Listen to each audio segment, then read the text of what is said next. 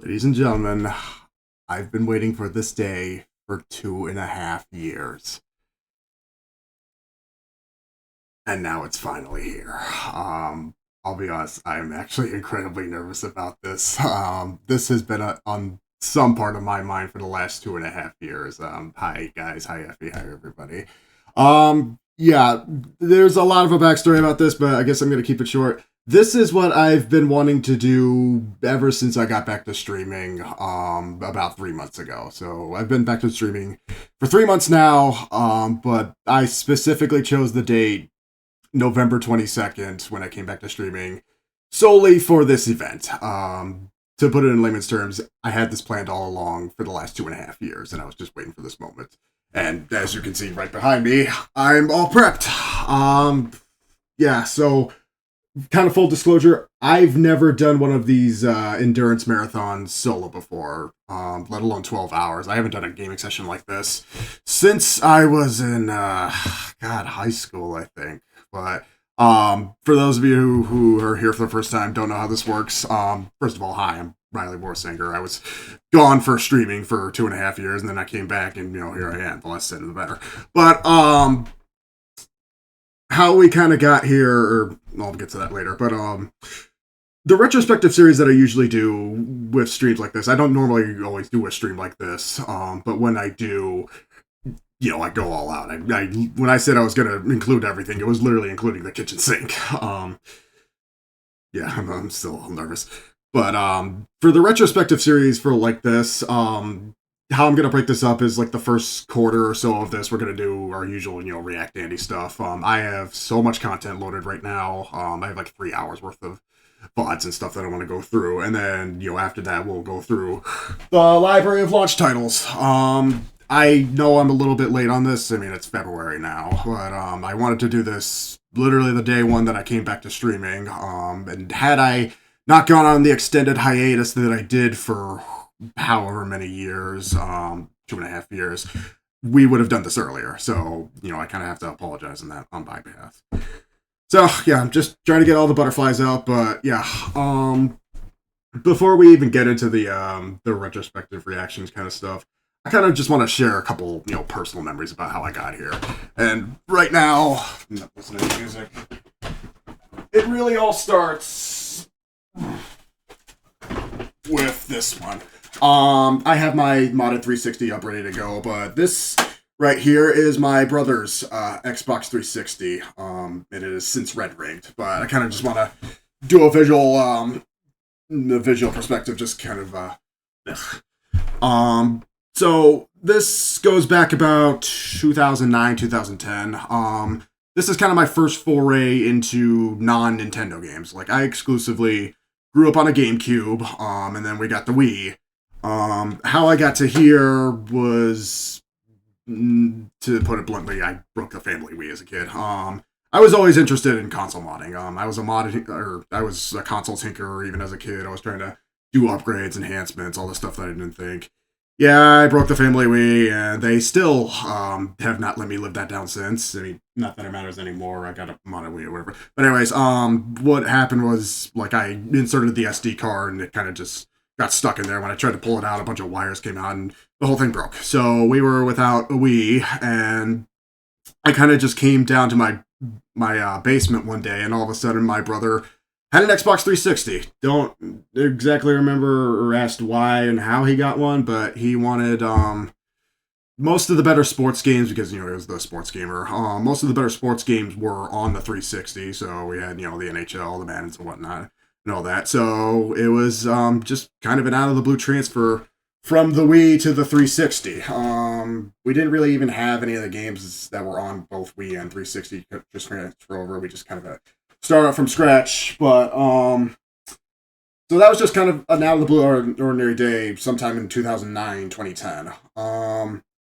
About a year after that, 2011 rolls around, and we start to get some more games for that. The first big one, also just kind of as a visual for this, I don't even have a good copy of this, so I'm just going to use my Japanese copy. The first big one was actually from my sister's recommendation. This is how we got into Call of Duty. I never grew up on Nintendo, oh my god, my brain. I never grew up on non-Nintendo stuff. The only experience I really had with Call of Duty and all the non-360 stuff, a couple of my neighbors had a 360. My next door neighbor, my neighbor across the street, had one, and I usually went over to their house for like, childhood sleepovers and whatnot, and they were playing 360. They were single-digit age kids playing Call of Duty 4 when they weren't supposed to be or whatever. So, they had those kinds of parents. I had my kind of parents. But I never really played around with them. Or at least I just kind of sat back and watched. So I didn't really get into it at the time when I did. The first big game that I did get into, and I remember this very fondly, was Portal 2. This I actually got at launch in 2011. So, 2011, this is kind of setting the scene for when I'm starting to branch out into stuff. It was kind of a mix between that and actually started my retro collection at the time. I was starting to collect all the older consoles, so I was branching backwards from the Wii, GameCube generation backwards. But for the 360, Portal 2 was my first big one. I remember getting that near launch, and I actually picked that up at Toys R Us. We had a Toys R Us in town. I had a gift card for that for my birthday. It was one of the few games where the commercial alone sold me on that. So there was that. Call of Duty, my sister liked that because she liked the zombies mode. Nazi zombies. And my only previous experience with that was my brother's friends, his hockey team, actually from like grade school and high school. They usually had like parents' parties or whatever, and we always played in the basement. And one of their kids had a 360. I remember when World at War was the newest COD at the time. They had those Nazi zombies maps, the Doriz map, and I just randomly substituted in for one of my brother's friends playing that. So that was kind of my weird. I don't remember how I got into this, but it is. So that was kind of like my first foray into that while I was still switching over from Wii to 360 stuff. So again, early on, I kind of had a hands-on experience, but that really, especially Portal 2, really opened up the horizons for me to kind of break out into stuff that I wasn't really familiar with. So over, the years, I started to break out, and I still had the anti-Sony bias for the longest time, too. I know, just delaying the inevitable. Thanks, Saru. So, 360 was the one console that I just kind of supported through and through, despite all the other stuff coming out. For the longest time, it was the largest collection that I had, physical game-wise. I don't even know where I'm going with this. But yeah, that's essentially just kind of my childhood experiences with the 360. And to this day, I still keep my brother's 360 around just as a personal memento of, how I got into here. So that's kind of part of... That being said, while I get my head screwed back on right, the rest of the night, though, I need water. We'll focus explicitly on the stuff that came out at launch. So the date we have set in mind was November 22nd, 2005. Hell of a 6th birthday for me. So let's move over to here. So the timer that you see up front or on top in the top right is how long we're going for the rest of the nights. But I have compiled a list of, again, literally like over 3 hours just worth of footage that I felt was worthwhile sharing. And over time, if anybody wants to share their own personal memories with the 360, if you got one at launch or if you had one early on, let me know, because this is the night to kind of reconcile on that. That being said, we're also going to take a look at, a bunch of B-roll footage. I've got magazines and stuff loaded up on there. I've got also the digital scans of the magazines. I'll show them all off later. It's going to be a hell of a night. Just getting all this stuff out of the way first. Okay. That being said, I know I haven't seen a couple of you guys in a hot minute. Effie, I actually gave you the VIP diamond 3 or 4 years ago. So I was kind of just waiting for you to come back whenever you wanted to use that. So, but yeah, kind of also setting the scene. Again, it's late 2005, so a lot of the stuff you're going to see kind of feels foreign, especially to, 20 plus years into the future. this is kind of a foray into a time of stuff and things that happened that don't normally happen anymore. It's a lot of stuff. I'm just so nervous. It's a lot of stuff that happened in a pocket of time that just doesn't happen anymore, which is sad to see. So I usually like to take these times to just kind of recollect on what we had when we had it. So that being said, and if I can.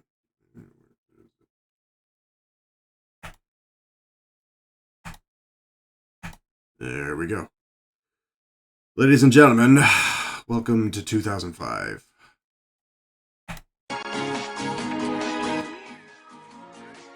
And of course, it starts off with an iPod commercial. Every time I see this commercial, I think of Are You Gonna Be My Girl by Jet.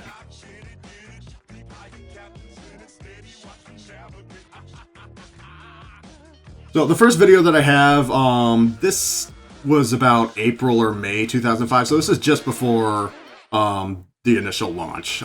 This was a special that aired on MTV as the first official reveal of the console, just before E3 too.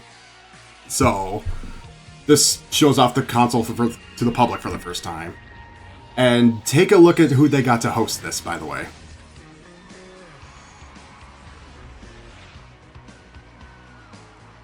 Yes, I do have a lot of, yeah. Ladies and gentlemen, Elijah Wood. Elijah Wood and MTV is here to bring you an exclusive look at the new Xbox, a console that's about to change digital entertainment forever. Tonight we will learn tricks from pro gamers as they take a look. Also, you're going to learn why I chose the Killers as the special musical act tonight. Showdown style with some of your favorite celebs and gamers. We're going to talk a lot about the same games. Also tonight, Sway will take us to I kind of get why they chose Elijah Wood. Let me remind you, this is 2005. You're going to see a lot of washed up celebrities and stuff. Next Xbox isn't the only thing that looks cool. Yeah, you're going to see a lot of stuff relevant for the time. Never seen before. First, let's kick it down to MTV2's Jim Shearer for a look at Yeah, remember when MTV played music videos? They just shut down MTV in the UK, by the way. Like, last December. Yeah, they just shut it down like 2 months ago. Before we take a step into the future, we have to see how gaming got to this level. Take a look. Yeah. Gaming isn't just a hobby, it is a lifestyle. And it's But like I said, for anybody who remembers G4, there's going to be a lot of old G4 content in here. By 1980, gaming had become a global Every wart in all over the planet. When Donkey Kong and Super Mario Brothers hit, every wart that came included with never it. be the same. By 1998, gaming was a full-on 5. Let me know if it's either too loud or too quiet. I can. With the new millennium Pump up the came the volume. next level of gaming as Xbox was introduced and changed the world of video games in 2001. Fast forward to today, where nearly half the globe is playing video games, and all over the world, people are plugging into gaming online. Now we're about to hit another quantum leap in the gaming timeline as the new Xbox becomes a reality. You guys know how big games. By the way, they don't even know the name of the console yet. It's literally just called the next Xbox or the new Xbox. The future of gaming. Which, by the way,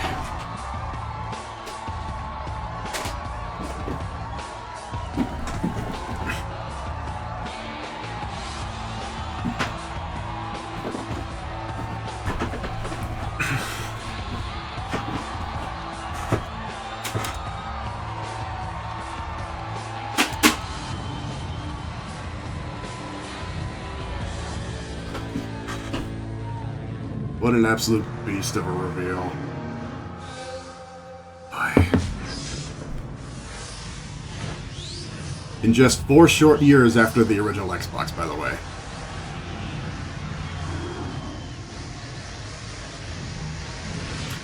I feel like they also took the stand-up design from the PlayStation 2. By the way, I don't have it plugged in or whatever, but like, did anybody realize that if you set it on its side, then the light for the light for the controller changes its direction too? The Killers. I'm just gonna sit back and let them play this.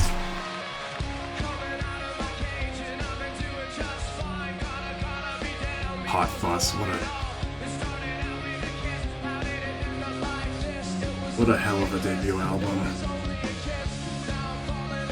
Yeah.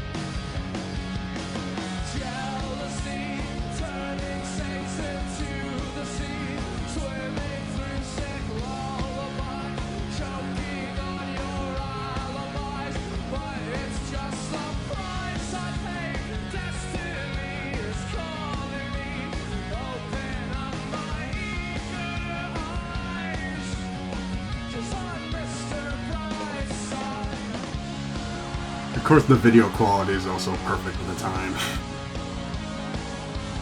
I couldn't get it any better than what it originally aired in 2005.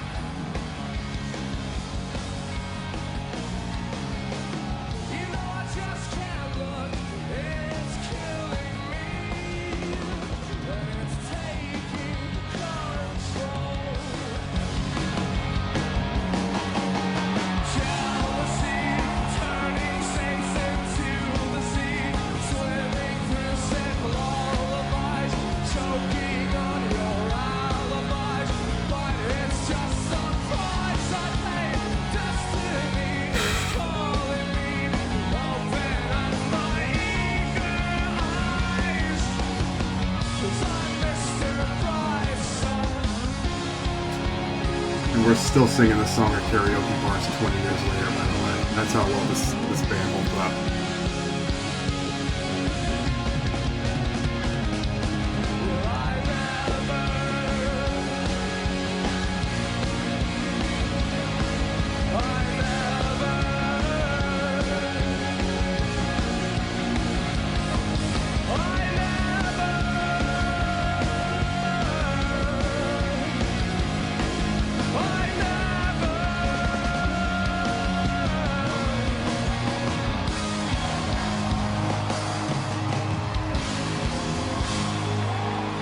I just wanted to be quiet for that because goddamn, that song is still good after 20 years. Xbox 360? Little John, yeah. All right, coming up, get an exclusive look at a bunch of new Yeah. titles coming out for Xbox 360. Oh, there's Keep gonna it be here. so many washed up celebrities. Yeah, I went through a photo album of like all the celebrities that were at the 360 launch parties. Like Nick Cannon was here, Justin Timberlake was here, Snoop Dogg was here, half the cast of Scrubs was here. Hello everyone, I'm here with Tony Hawk, Tony Hawk, who has a game, coming out. American Wasteland. 360. Yeah, we got American Wasteland, that's on the list. Basically, it's one giant level. It's LA. Which So I most did of the time, use. you know, I did play this finally on my Xbox friend's Live. Xbox 360 as a kid. Like of the of the games that I went over to play at their house, I did play American Wasteland. We used to mess around with the skate park builder all the time in that. So American Wasteland was one of my first ones, and it was the 360 version too. All these games that you're seeing were all launch titles. They're all here tonight.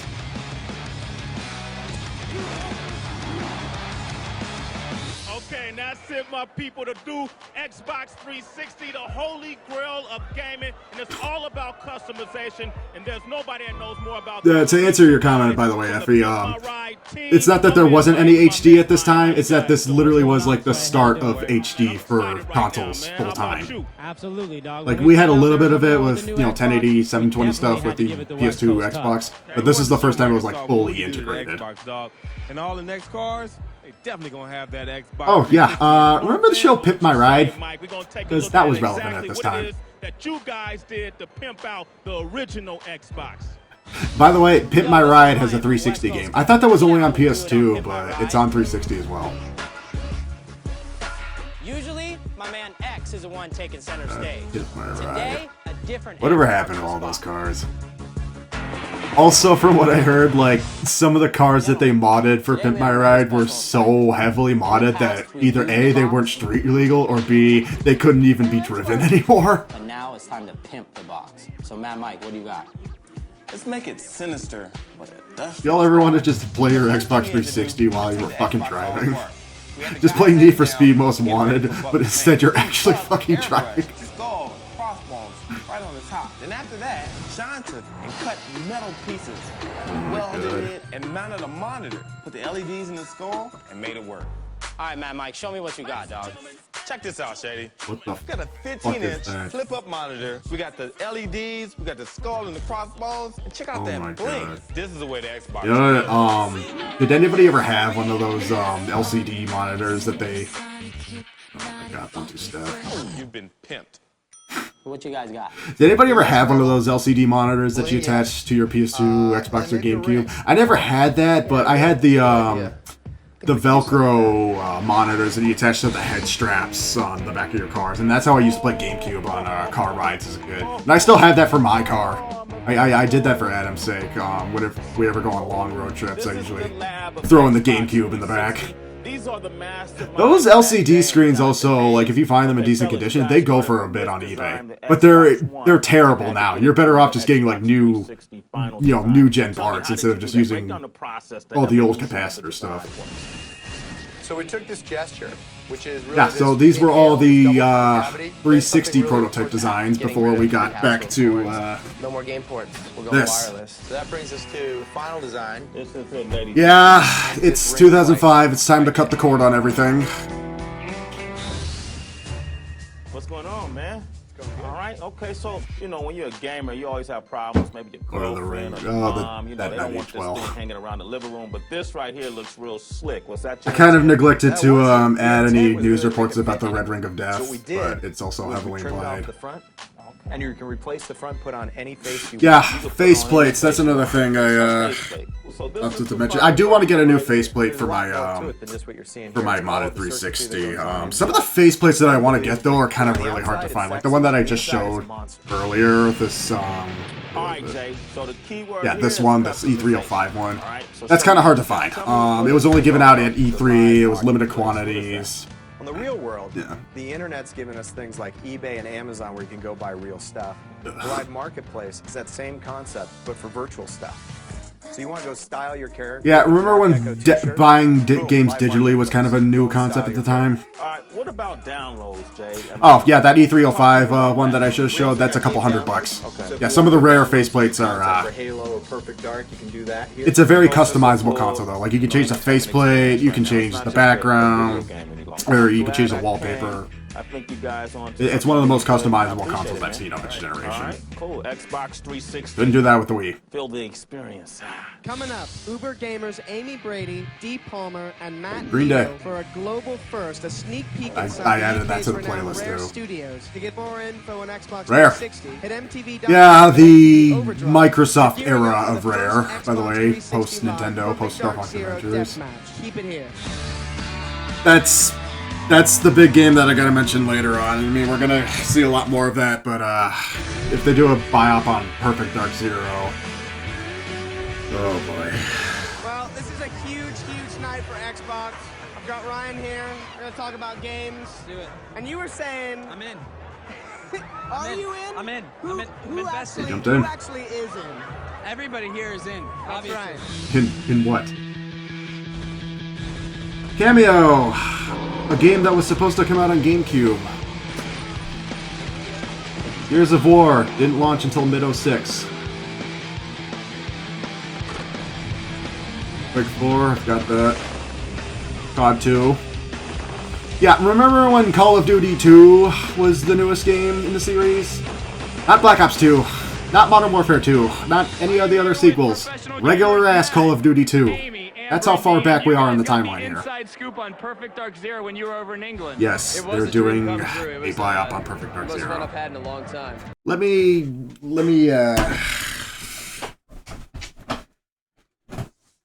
before we get into that later,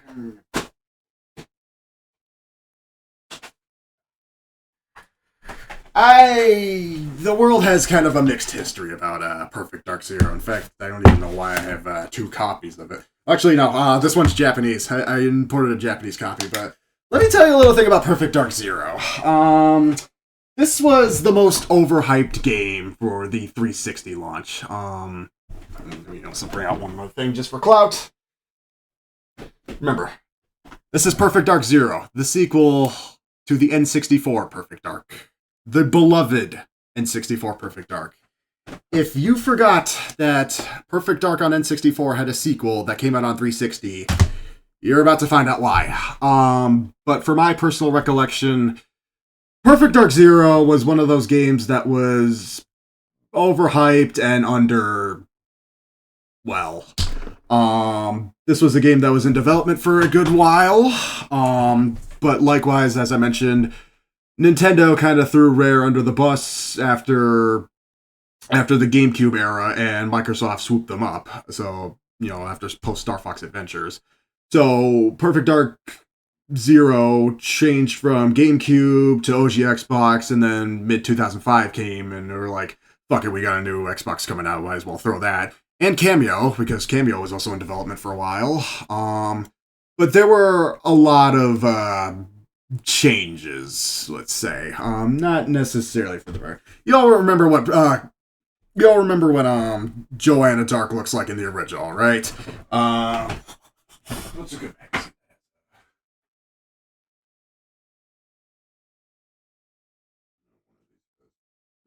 The game was heavily advertised. I know this is a magazine. Oh, wait, no, I don't.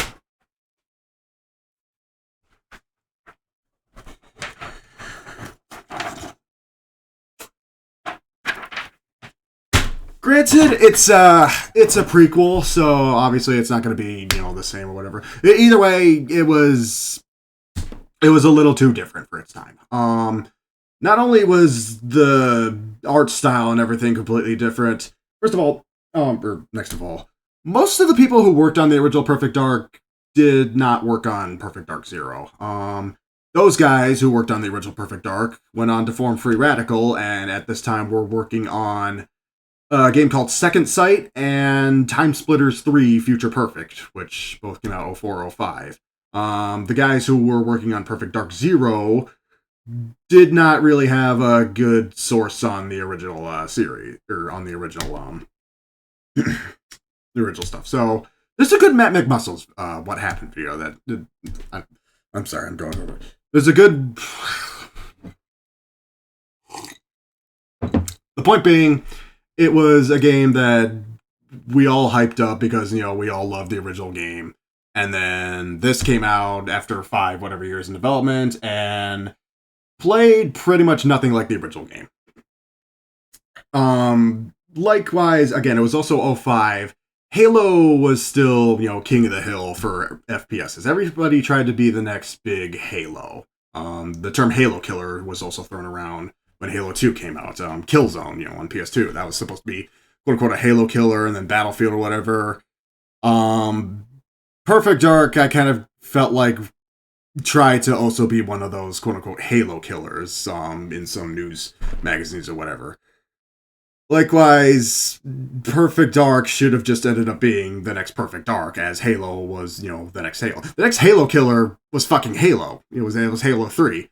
Nothing took down Halo 2, despite however many people tried. Perfect Dark should have just been the same thing.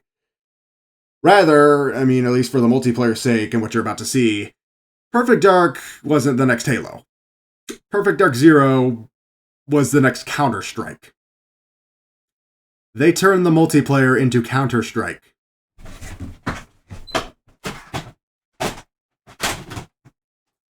I think we've seen that somewhere before. So... Oh, yeah, I mean, thank you. Thank you so much just for showing up, Effie. So, I mean, it means a whole lot to me. But so, I'm just trying to set expectations a little lower for all these people who are about to be... Yes, this was... I need to show it again. This was the 2007 Shadowrun FPS reboot. I don't like this game. I've got that in my pile. But anyways, what you're about to see is a lot of people who are going to be overly hyped for a game that under-delivered in the final product. That's basically the ADHD brain answer that I'm trying to give you. We're going to be talking about Perfect Dark a lot. Or Perfect Dark Zero a lot during the night. Again, I just have a shit ton of visuals. This is the strategy guide, by the way. I have 4 of the launch title strategy guides. I got this, I got Cameo, I got Quake, and I got Project Gotham. But yeah. All that being said, though, from my recollection, Perfect Dark Zero was, outside of Madden 06 and Call of Duty 2, Perfect Dark Zero was the best-selling launch title for the 360. It was the best-selling one in Japan, at least, because, I mean, what the hell else did Japan have to play for their launch?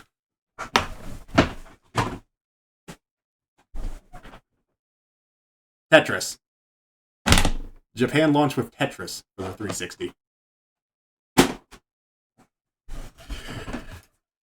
Yeah, no wonder why they didn't pick up on Madden 06. Okay, all that said... Let us take a look into this previously unseen world. Over the pond to merry old England. We have Rare, who just dropped the biggest bombshell on Xbox with Conquer Live and Reloaded. I want to also stress, the Rare that you knew and loved from the N64 era, even by this point, is gone. Most of those guys left after Nintendo bought them out. Grant Kirkhope stayed up until his final project for Rare. The score was 14-14, and the first person to 15 won. And I happened to notice I have these signed, by the way. Signed by the actual Grant Kirkhope. So that's when I decided to, you know what, I'm going to focus on this full time. And the following year, I made 80 grand playing games. You know my name now, it's D, aka D Mega. I'm a man. Anybody want to race me, you get beaten. You want to fight me in the shooting game, you get shot. It's that simple. But you know what? Right now I'm sick of talking. Let's get trained. Check out this motion. I should know about this because I actually met Grant Kirkhope. I met him last September when he was in town for Gaming Expo. Hello, I'm Estelle Ellis, and I do the motion capture for Joanna Dark. By the way, original voice for Crystal from Star Fox Adventures. She has reprised her role many times for fan projects, including a mod for Half-Life 2 that replaces Alex with Crystal, voiced by Estelle Ellis. That is a real thing I just said. And the furries have been rejoicing for over 20 years.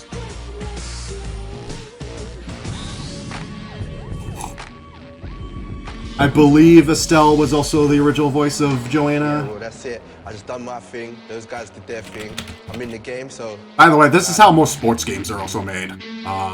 Even starting with NFL Blitz. There's a good documentary, VHS, about how NFL Blitz was made. They do these motion captures. It's really I'm going to learn cool. the ins and outs. I'll take that information back with me. I'm going to show the celebs how to do it. I'm just going to absorb everything while I'm here. You guys wanted to ask you some questions about Perfect Dark Zero. It was not Estelle Ellis, it was Evelyn Fisher. Estelle Ellis. About 5,000. So Evelyn Fisher was supposed to be the voice for Crystal How many players can in Dinosaur Planet, and then, you know, Star Fox Adventures happened. How many characters can be You all know my troubles with Star Fox Adventures. I don't like interact that with all the anymore. objects in the game. Are there destructible objects? Yes, Fully destructible? fully destructible. Tell me about the graphics. Okay, we're using Tell me about the lighting. How many polygons, how many players, how many characters? Tell me about the game physics. Is the Why the game fuck do you want to know so much? We're about to begin our training by meeting the mastermind behind Perfect Dark Zero, Duncan Botwood. I do have the demo disc for So, for everybody who remembers Perfect Dark being the spiritual successor to GoldenEye, this is not GoldenEye. Oh, did I just... Oh! Score check. Can you please show us more than 2 seconds of gameplay footage? Awesome. It has elements I've never seen in any FPS game. I stole your weapon. Oh, you bitch! Steal your other weapon. Here. Yes. I'm just gonna punch you out. Come here. Oh, I'm having a little blast playing this right now. Fucking facial reactions. Represent the female gamers.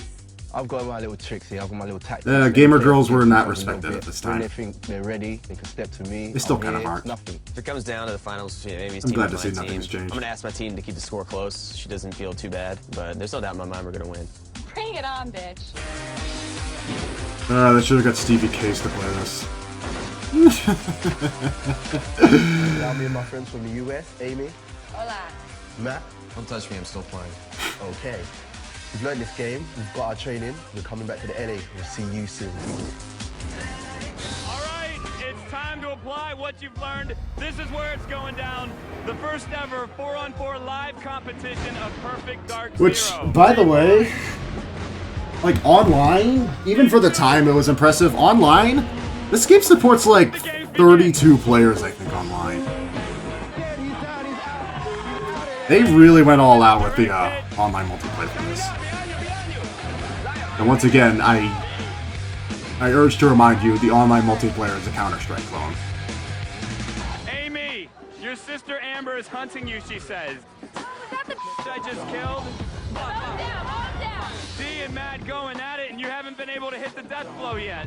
No, not yet. He keeps running. Look at him. You know how we do tactics. Mario, I challenge you to a dance-off. Oh my God, what? The referee has just signaled the 2-minute warning. Yeah, thanks. I'll be here all night, F. When the clock sounds, we will know the winner. I don't know. Too close to call right now. 3, 2, 1. That is it. My God, look at this setup. Yeah, go ahead and lurk all night, guys. You don't have to be active in chat. I'm the one presenting and trying not to stumble over my own words. Fine. Omarion is the better dancer. Fine. Is that what you want me to say? Master win. Shimwa.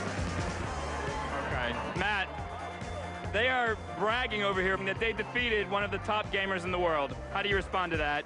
They only won by 1 point. I've been okay. I'm sorry, I haven't been around for stream Right, for they a won that game, but while. it's not over yet. Long story short, life happened. The better team. No. I think we can all agree on one thing tonight. Xbox 360 is gonna be amazing. And I look forward to meeting with all of you in the Xbox 360 universe. I'm Elijah Wood, thanks for coming. We leave you with the Killers. But they were playing Beverly Hills by Weezer. So yeah, now you understand why I chose the Killers as the musical act for tonight. You will see more of these guys later tonight. Just, it's all time capsule stuff. It's all... I've got so much more of this in store too. So again, this show aired like April or May 2005, right just before E3.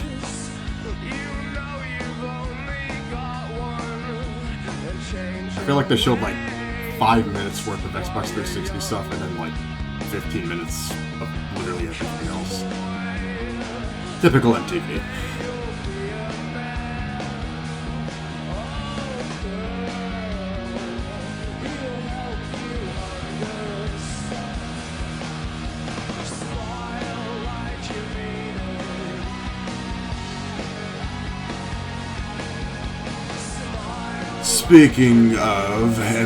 Speaking of E3, that should be our next destination.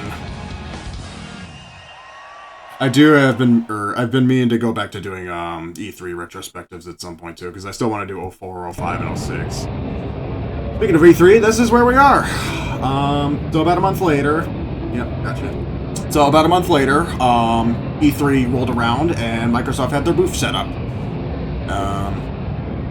This is just kind of a quick preview of what you'll be seeing around. I didn't really find that much on-floor E3 05 footage, and I'll save the rest of E3 05 stuff for when we do an E3 05 retrospective. What did happen at E3 05? So this is part of the press conference that they had for the 360. This is not the whole thing. The whole thing was like an hour and a half and just kind of condensed just to the more prominent moments. Hello, and my name is Kim. I'm here to start you on a journey into the future of entertainment. Yeah, she's not big enough to be a It's a future booth where babe. I am always at the center of a world of experiences that include my games and my friends. It's a future where my Gamer games girls, are guys. always personalized to match my desires. A future where those games connect me to the people and experiences I care about most. I wonder if they said anything about That this. future starts right here, right now. EGM, July 2005. This is my Xbox 360. It's here, It's kind of a and different it's on. design.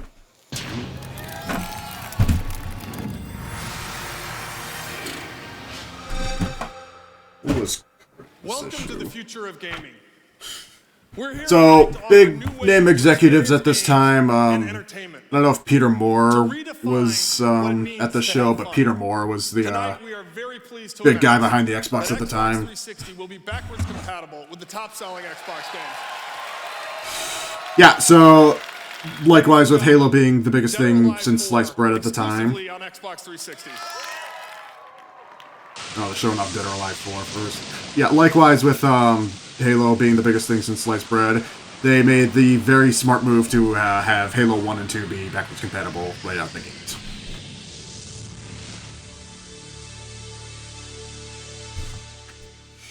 Dead or Alive 4. Where are you?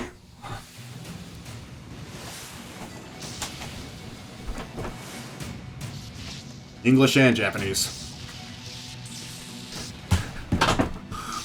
So this was not a day one launch title. This was the first game that came out after the console launch. This was like about a month after. So this was mid-December 2005. But I'd still decided to include it because, again, it was the first game that came out afterwards. Likewise with DOA 3, and it's kind of funny how time revolves around itself. With the announcement of a new Dead or Alive game coming out, with Dead or Alive 7, might as well go back to one of the older ones. Yeah. Xbox has also kind of been in the news as of recently, usually for the worse. As I was trying to say, likewise with Dead or Alive 3 launching with the original Xbox, this is one of those games that looks a generation ahead of its time. If you told me that Dead or Alive 3 was an early 360 game, I would have believed you. I would absolutely believe you on it.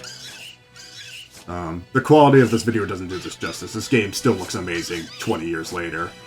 For being what is essentially a launch window game, too. I think the only thing this game is missing from the from Dead or Alive 3 is the Aerosmith soundtrack.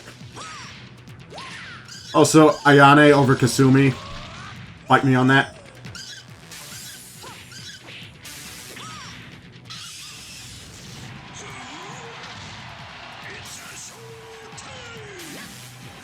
I thought this was Rumble Roses for a quick sec. So yeah, there was another Rumble Roses on Xbox.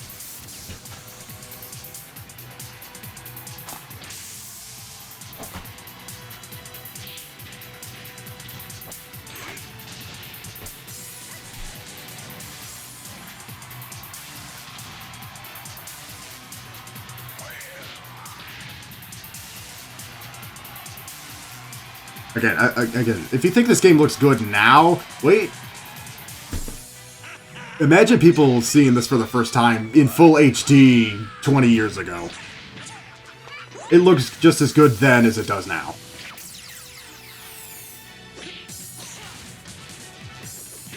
Ayane, my beloved. Oh yeah, Team Ninja was also coming off Ninja Gaiden Black on OG Xbox. Just came out around this time too. Which, we're also getting new Ninja Gaiden games too, so good to see that's still on the upright.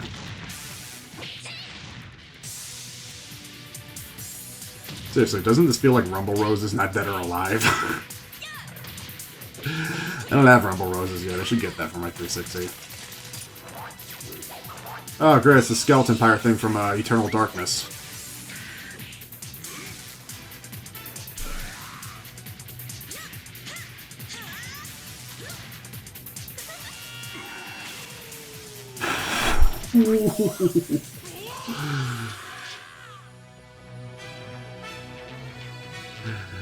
Oh, I can't wait to see the booth babes that were advertising this.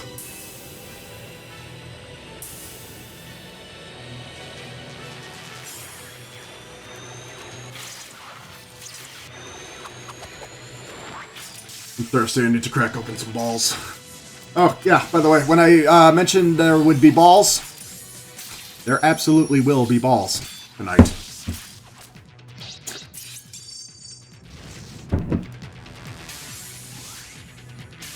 Oh my god, this is a long trailer for Dead or Alive. They're just giving us the good stuff.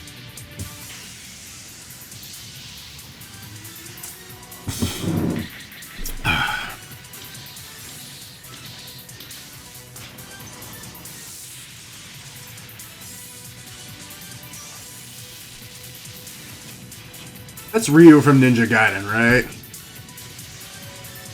Obviously, because they're both by Tecmo.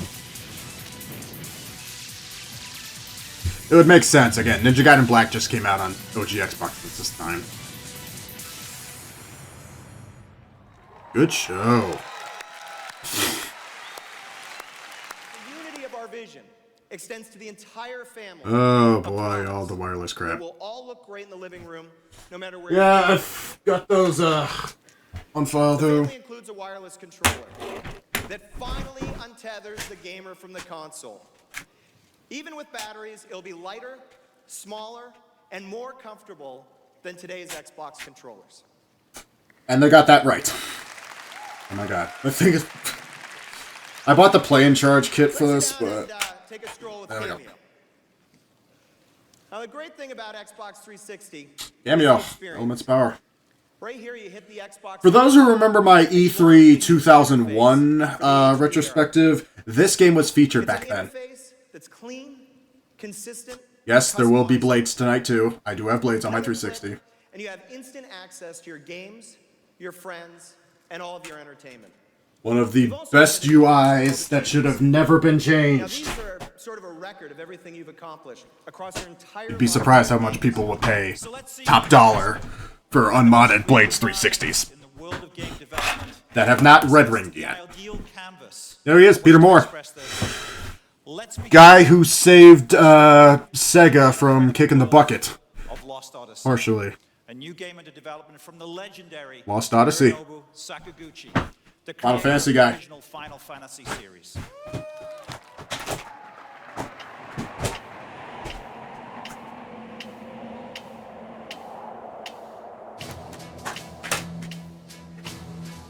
A staggering 4-disc behemoth.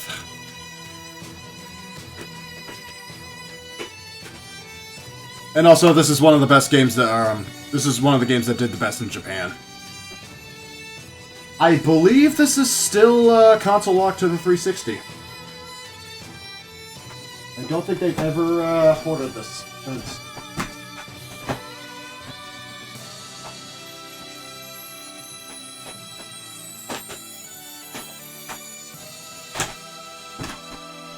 Yeah, this and Blue Dragon were the two big RPGs early on for the 360.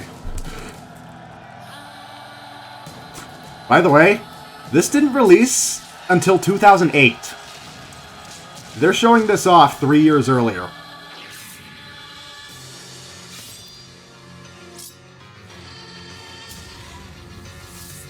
I thought this released like mid-06.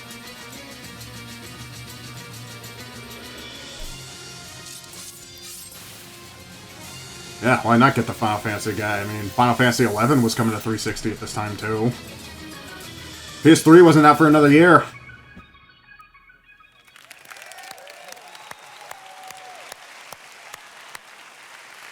PGR 3 will be one of the first titles to Project take Gotham full Racing advantage 3. of spectator mode with Gotham TV.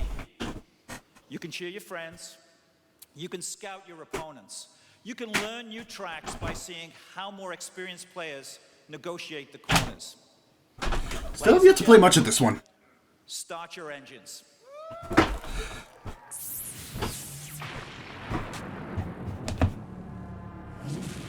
Some sap bought this at EB Games for $17. And no, I did not pay this much for my copy of Project Gotham 3.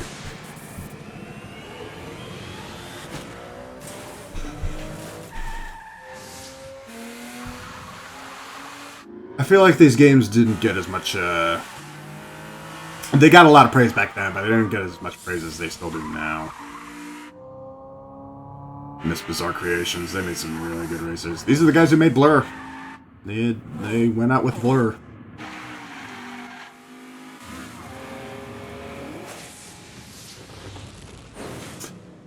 I never got around to 4 either, though.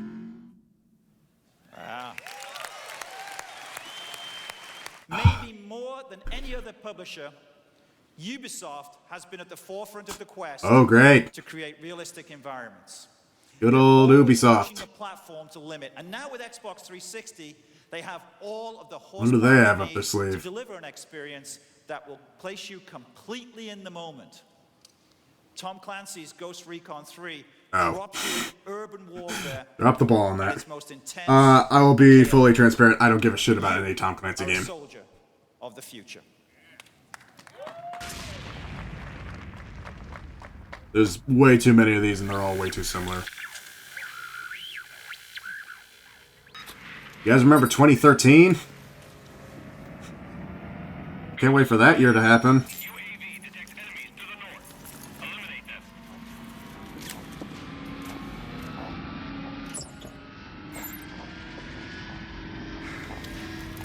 They could have made this game take place in 2023, and it still wouldn't have made a difference. Hostiles approaching.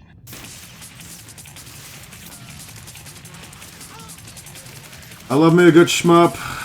I am not a tactical shooter guy.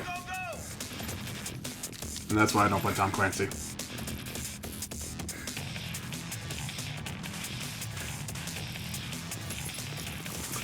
After this presentation's done, I gotta pause for a second. I'm gonna take my dog out to go to the bathroom one last time. The president is safe. Entrances and exits are locked down.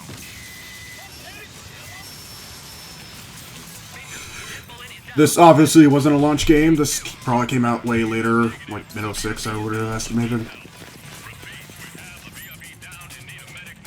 I mean, what are they even doing with Tom Clancy games these days? First of all, Tom Clancy's been dead for how long? How many years? It's like if they made a new Colin McRae rally game. And tonight, it gives me great pleasure to give you an early look at NBA 2K6. One of two, count them, 2 basketball games that released and launched. It's funny because I was listening to the Cavs. Cavs are playing the Pistons tonight. Provisions of visions verbally, every word will be enhanced with the bass that puts you in a trance. Some dance, come take a chance, Dell won't do you wrong. Do my ears deceive me, or is that Dell the Funky Homo Sapien? Absolute bass rapper of the time.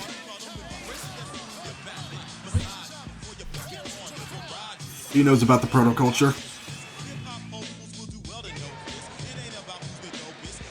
Dwayne Wade. Shaq. Yeah, y'all remember when Shaq was still playing? We had Shaq in Cleveland for like half a season at one point.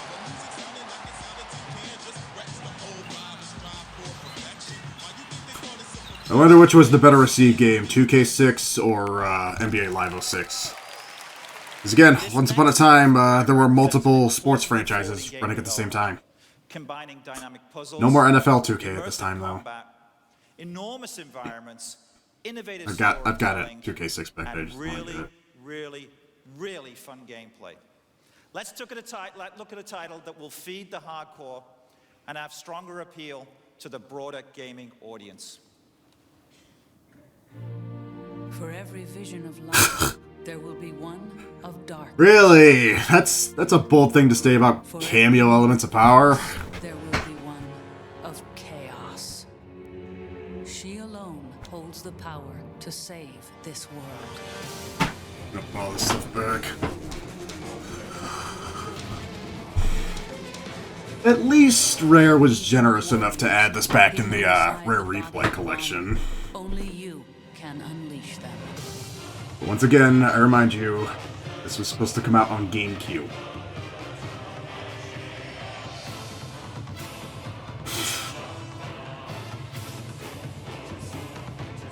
From what I remember from a really early review of the GameCube version, somebody mentioned it was supposed to be like Zelda mixed with Pokemon, which that caught me off guard.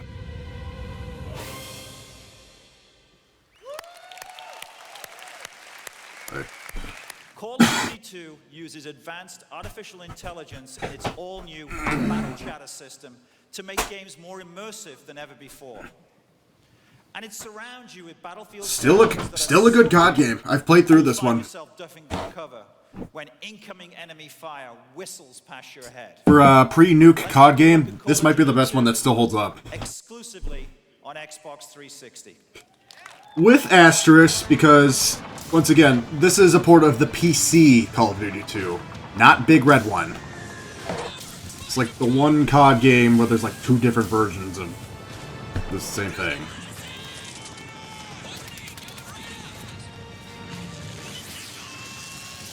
Would you believe this is also at a time when Medal of Honor was somehow still alive?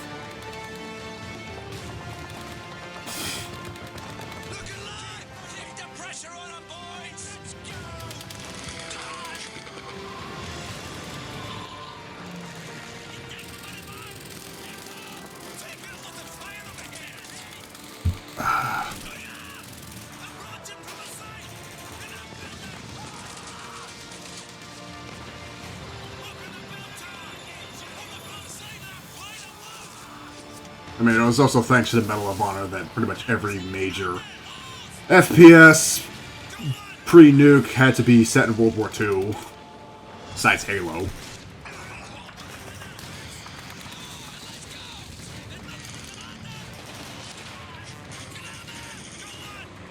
Does anybody remember the Men of Valor series at all? Anybody play Men of Valor?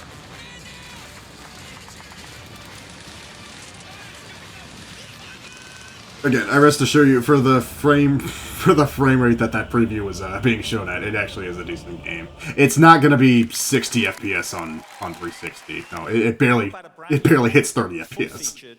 Next generation role-playing game in the launch window.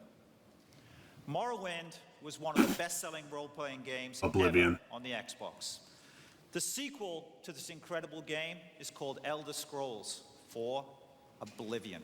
It promises to feature one of the largest open. Yeah, and we're still waiting on Elder Scrolls 6 here in 20 whatever year this is. Thousands of characters that are governed by groundbreaking. Remember when Oblivion was like a timed exclusive on 360 for like a year? Around the clock, and they make their own choices based on what's going on in the world around them. I never got around to any of these Elder Scrolls games, by the way. Of Oblivion. In which they also just recently did a remaster.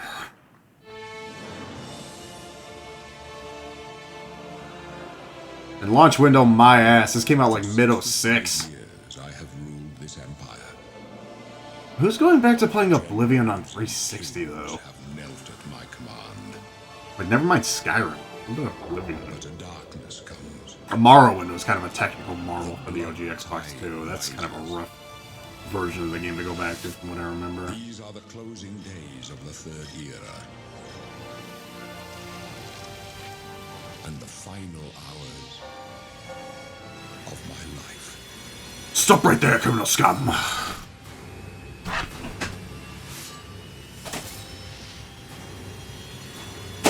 Why do I have all these games back here? I'm just gonna pull them up.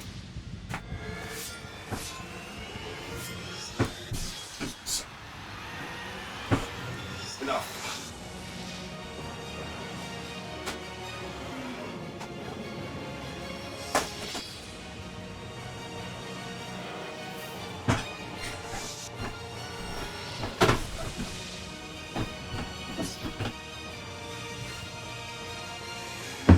At least it's nice to see that RPGs were getting somewhat better respected as time went on. You could think of one Adam Sessler for setting the bar low on most, well, JRPGs. Which, you'll see him later tonight too, I promise that. Gears of War is the first Gears of War. by Epic Games, exclusively for Microsoft Game Studios and the Xbox 360. Epic uses its amazing Unreal Engine 3 to create cinematic, high-definition visuals featuring beautifully rendered, interactive environments. This is the only Gears of War I have, by the way. They appear to be made of flesh and $3. Gears of War is a third-person tactical shooter with survival horror themes that will literally make you afraid to pick up the controller. Let's roll the video. Chainsaws. The game. That's how I describe Gears of War. Chainsaws, the game. The humans of Thera built a glorious civilization. But humans... I got so many 360 games all over the fucking floor. I'm gonna trip all over this shit. They ultimately did what they do best. This was probably the best third-person shooter at the time until Sony came out with Uncharted. Compared to a new threat from below. An enemy that will force humanity to take their last. Even to this day, I'd still consider the original Gears as a 360 staple. This should be in everybody's 360 collection. Like on a list of like 10 games that should just be in everybody's 360 collection regardless of the genre. Yeah, this should be in there. Same with Portal 2.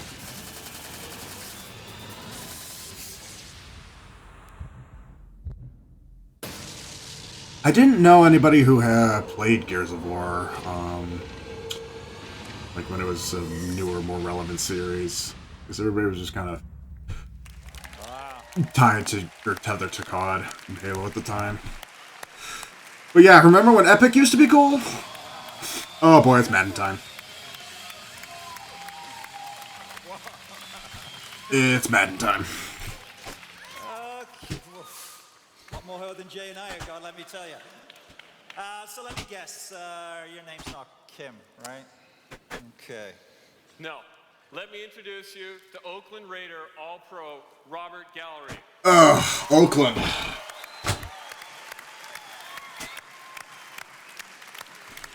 I brought along a few new ideas for Xbox 360. Good. Thank you, Robert. Ideas are excellent. Man, do you play games? Yeah. Hold on. Do you own a console? I got the Xbox. What else? Okay. What's your favorite game? It's called Madden. Okay. Gee golly, I wonder why. Two right answers. Donovan McNabb on the cover this year, by the way. Donovan McNabb, if anybody remembers him. And when it hits the stores this Christmas holiday season, our goal is to have at least 6 EA games waiting so gamers can see what Xbox 360 power is all about. There was about a third of the launch was sports games, and they had FIFA, they had Madden, they had NBA Live, they had Tiger Woods. Yeah. The Godfather. Nope. FIFA Soccer. Different FIFA. One of 3 FIFA 06, by the way. Tiger Woods PGA Tour. And Madden NFL 06. Madden fans back here. It's kind of surreal to see that they still have the license for NFL games, but they lost the license for FIFA and NBA. We have a montage of imagery captured from 6 titles, followed by gameplay captured from Need for Speed Most Wanted.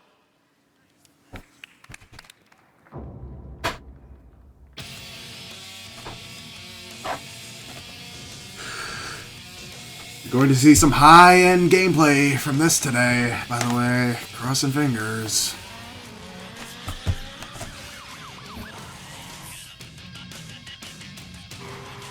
This was a stupid expensive one to get, by the way. Did they fucking mute it? Yeah, they probably muted it for copyright. But yeah, this is a stupid expensive one. This is one of the harder 360 launch games to get. I actually got mine for somewhat of a decent deal before it went up in price again. Yes, that's $55. The most expensive one I had to buy was Peter Jackson's King Kong. That's not me muting it, by the way. That's actually their thing, so. Pretty sure The Godfather was on last-gen consoles, too. I remember seeing it on PS2, along with the Scarface games. Tie the game or maybe even win it. Ugh.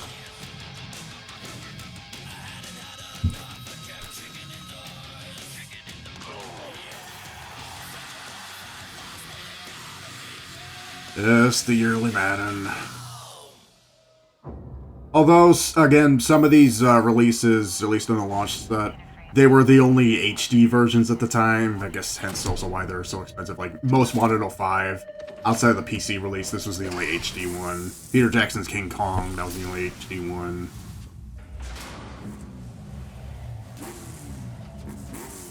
You know what's funny? I just saw, Drew, if you're still here, we just saw Cliff playing this yesterday, I think.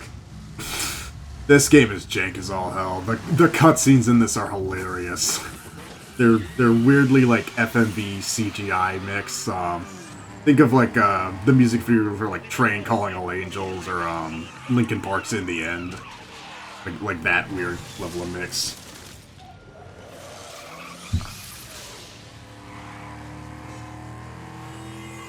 This is definitely a fan favorite Need for Speed though.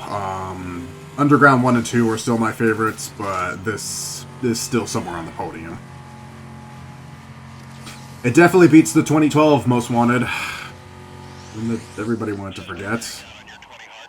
I will still never understand why they named Most Wanted 2012 the way that they did.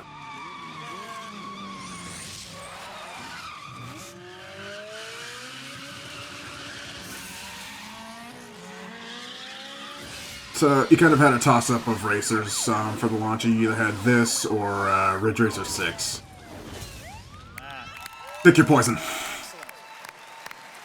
I'm very excited to announce that one of the world's great publishing houses is creating games for Xbox 360. I'm honored to present our newest partner.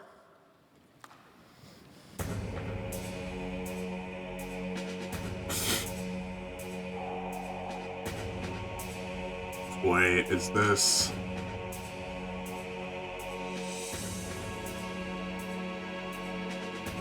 Is this too human?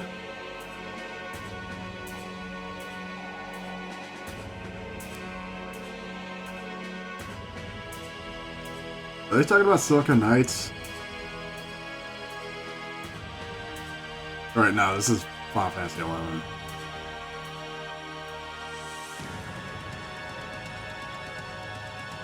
Yeah, this is Final Fantasy 11. I will up my ante in what I said before, despite me, for whatever reason, desperately wanting to play Final Fantasy 11 online on PS2. Now that I have a modded 360, if somebody can get it working for 360, I don't care. Just somebody please fucking get private servers working for this on console. Thanks for stopping by, Adam. If you're up before 8 a.m., then I will still be going. Have a good night.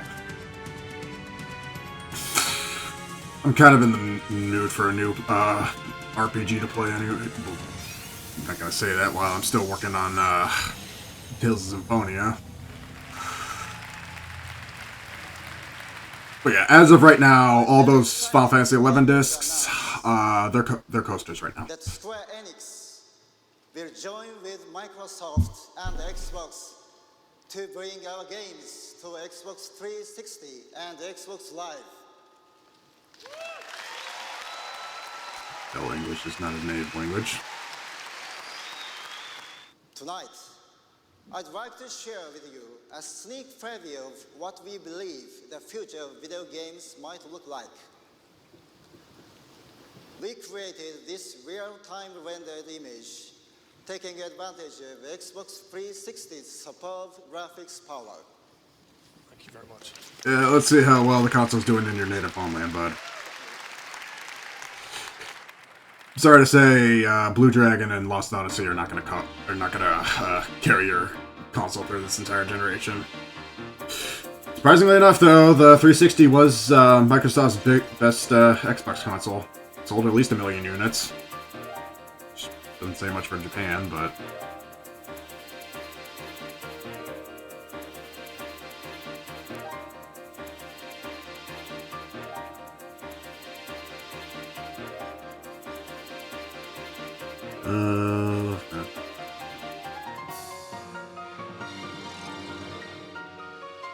yeah, please, somebody, heed my call. Final Fantasy XI or Phantasy Star Universe. One of those two for 360 or PS2. Xbox 360. Just get it working. And it's on. I believe in you. I believe it can be done. Oh, the party. Yeah, I guess we're, we'll be getting to that part later. How you guys doing tonight? Only an hour and a half. Not even an hour and a half into this. Oh boy, Quake 4.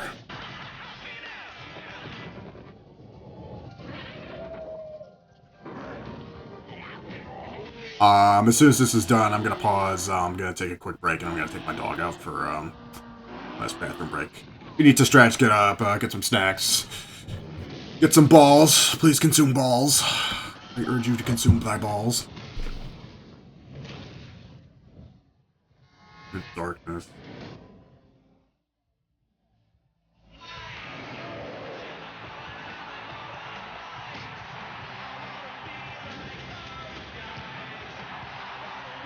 I will say another good thing about all those old sports games, they still have some amazing soundtracks. Yeah, mid-2000 sports games, if you're looking for some decent soundtracks, even to this day, go back and look through the OSTs of those. I put together a little playlist for myself tonight. Sure, a couple. Please bring basketball back to Seattle. Frame City Killer. The hell's that? There might be a canceled or unreleased game in the mix somewhere. Let's see if Frame City Killer.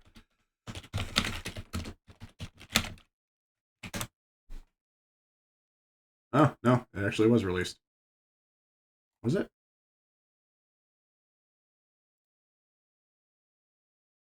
No, it was not. It was canceled. Dead Rising! Got that in the mix. Oh my god. Condemned Criminal Origins, that was launch title. Yeah, where's my...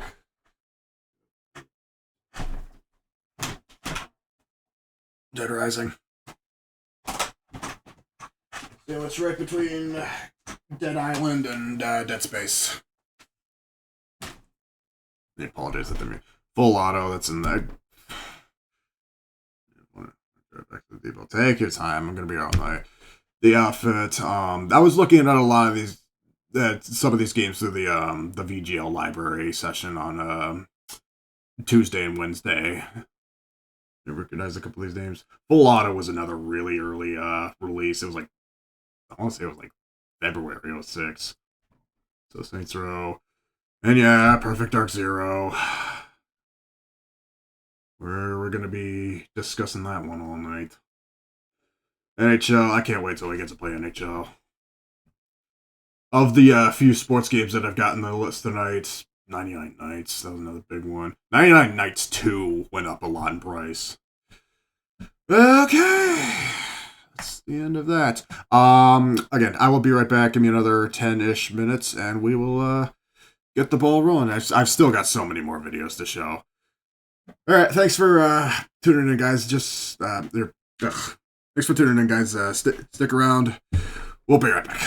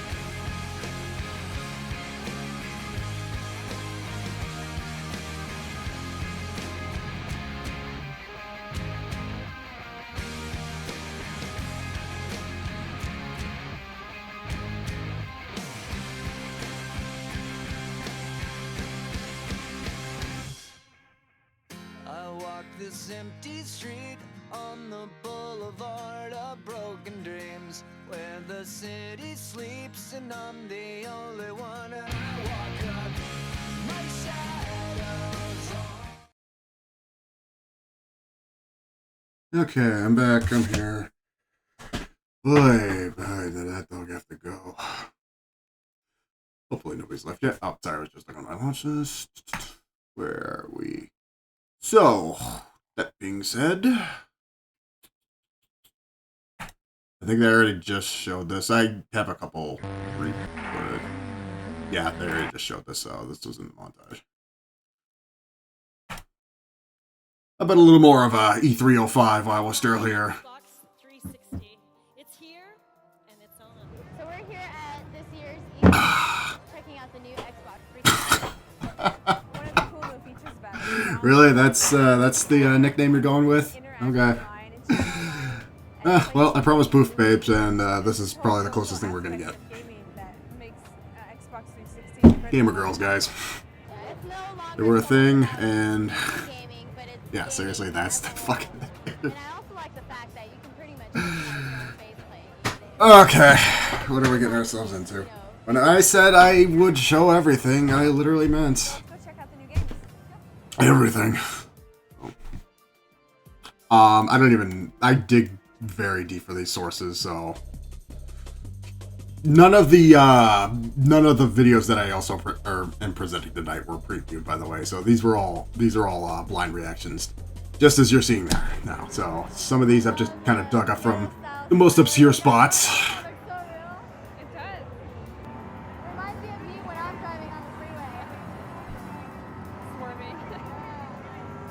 It's 2005, so expected to be awkwardly aged.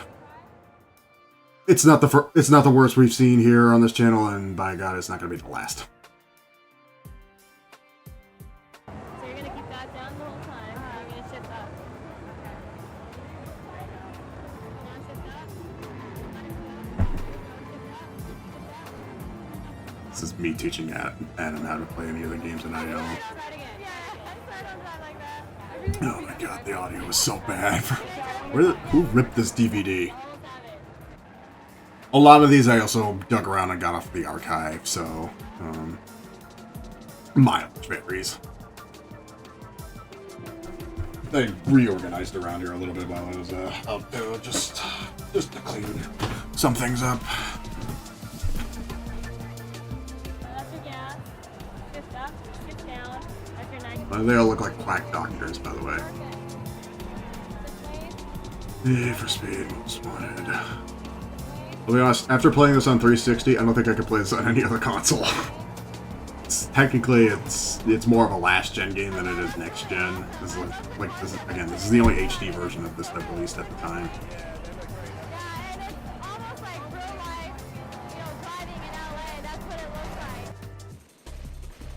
The audio quality is so bad, I can't even fucking hear what they're saying. Oh, if they were terrible drivers in Need for Speed, I can imagine how they would handle an FPS. I'll be honest, I've tried a lot to get my friends into FPSs. Oh my God, the fucking audio quality. And I have this on full blast too. The audio quality is so bad. I apologize.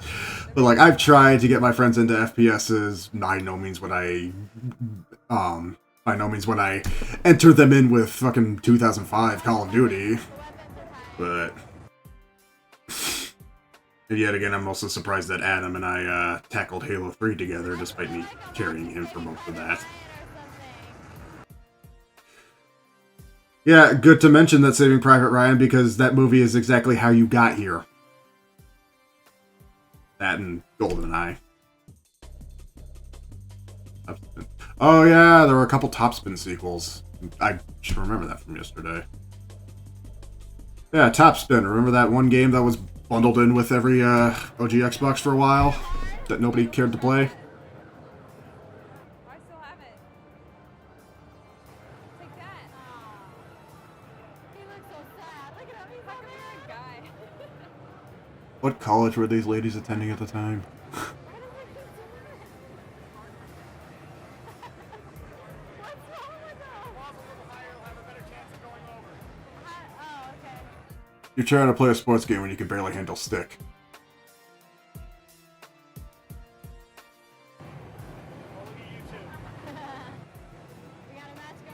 Oy vey. Alright guys, we only got 7 more minutes of this. I promise I'll torture you with something else later. We still have a lot more G4 content to go through, by the way.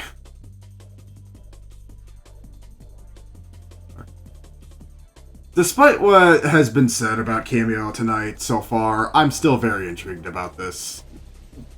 It's always the games that have these long history and developments that I've always been interested about. Because usually, I mean, with cases like these, it's another one of those cases where the development history of the game is more interesting than the final product itself. Hence the history of Perfect Dark Zero, but we'll get to that later. I digress. But once again, even for the launch of the 360, this is a game that I knew nothing about and knew nobody who played it. Anybody remember Shrexbox? The best launch game on the Xbox that wasn't Halo? Also get it because Shrek 2 was, quote-unquote, recently out at this time, or at least it was a year old. Oh boy, when we get to Condemned Criminal Origins, I'm turning the lights off. I want to play that one in the dark. Effie, I mean, she's lurking right now. Effie, who was just here, she says she's played Condemned a long while ago. It's a bold thing to launch a console with a survival horror game in it, by the way. One as big as Condemned at the time. I still have yet to get Condemned 2. I think Condemned 2 was on PS3 as well.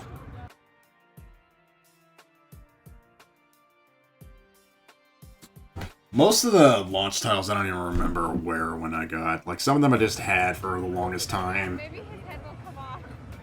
No mention of Amped anywhere yet, though. I haven't really mentioned Amped. So I want to see some Amped 3 gameplay. Maybe I'll speak it into existence. I really like first-person shooter games, and I think the point of the game is, you know, to kind of... It's kind of tough. I mean, this was also mid-2005. There was a lot of these survival horrors on PS2, and very tough competition knowing that Resident Evil 4 just came out earlier that year. Like, this was May 2005, so... Yeah, Resident Evil 4 came out, like, the previous January. That's a tough competition to follow. Or what was essentially already a Game of the Year contender.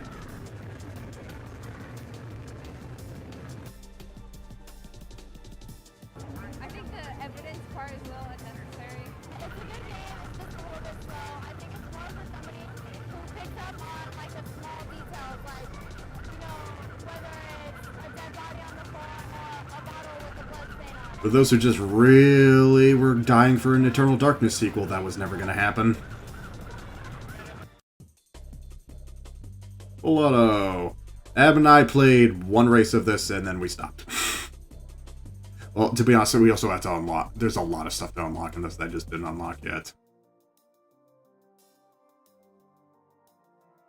I don't wanna... screw it. It's already at the bottom of the barrel. I'm not sure what the point is yet. So far... The point is, it's Twisted Metal the Racer.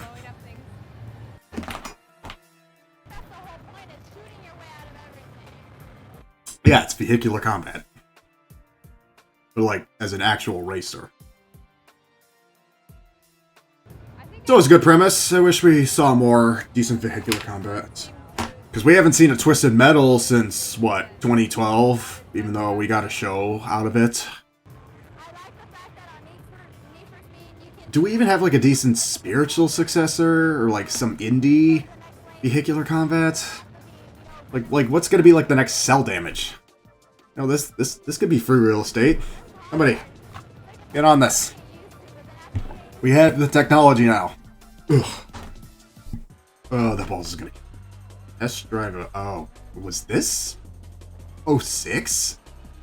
God, I remember seeing test drive stuff on Wednesday. It's just, again, it's It's 0506. Who wants to play Test Drive anymore? You know, a series that originated on DOS, Genesis. Accolade wasn't even around by this point. Who was developing test drives into the 360 era?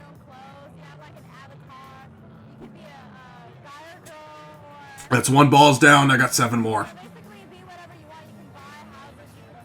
I'm gonna need to reload on water a lot.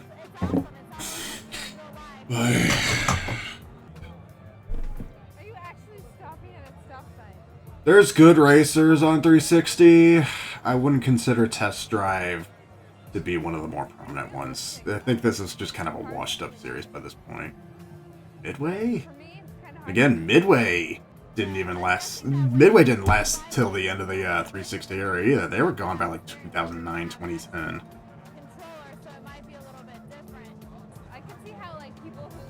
I mean, leave it to the crews and devs. Nice that they're actually using wheel. Was there a wheel controller that launched with the 360? Because usually they do like third-party ones, and I know there is first-party ones, but like, when did the wheel controller for the 360 come out?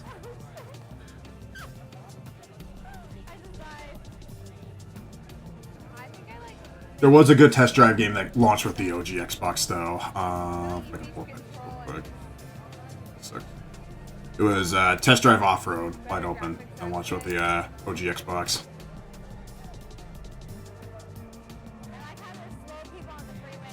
Okay, I've had enough of gamer girls. Have you guys? They're not even that round.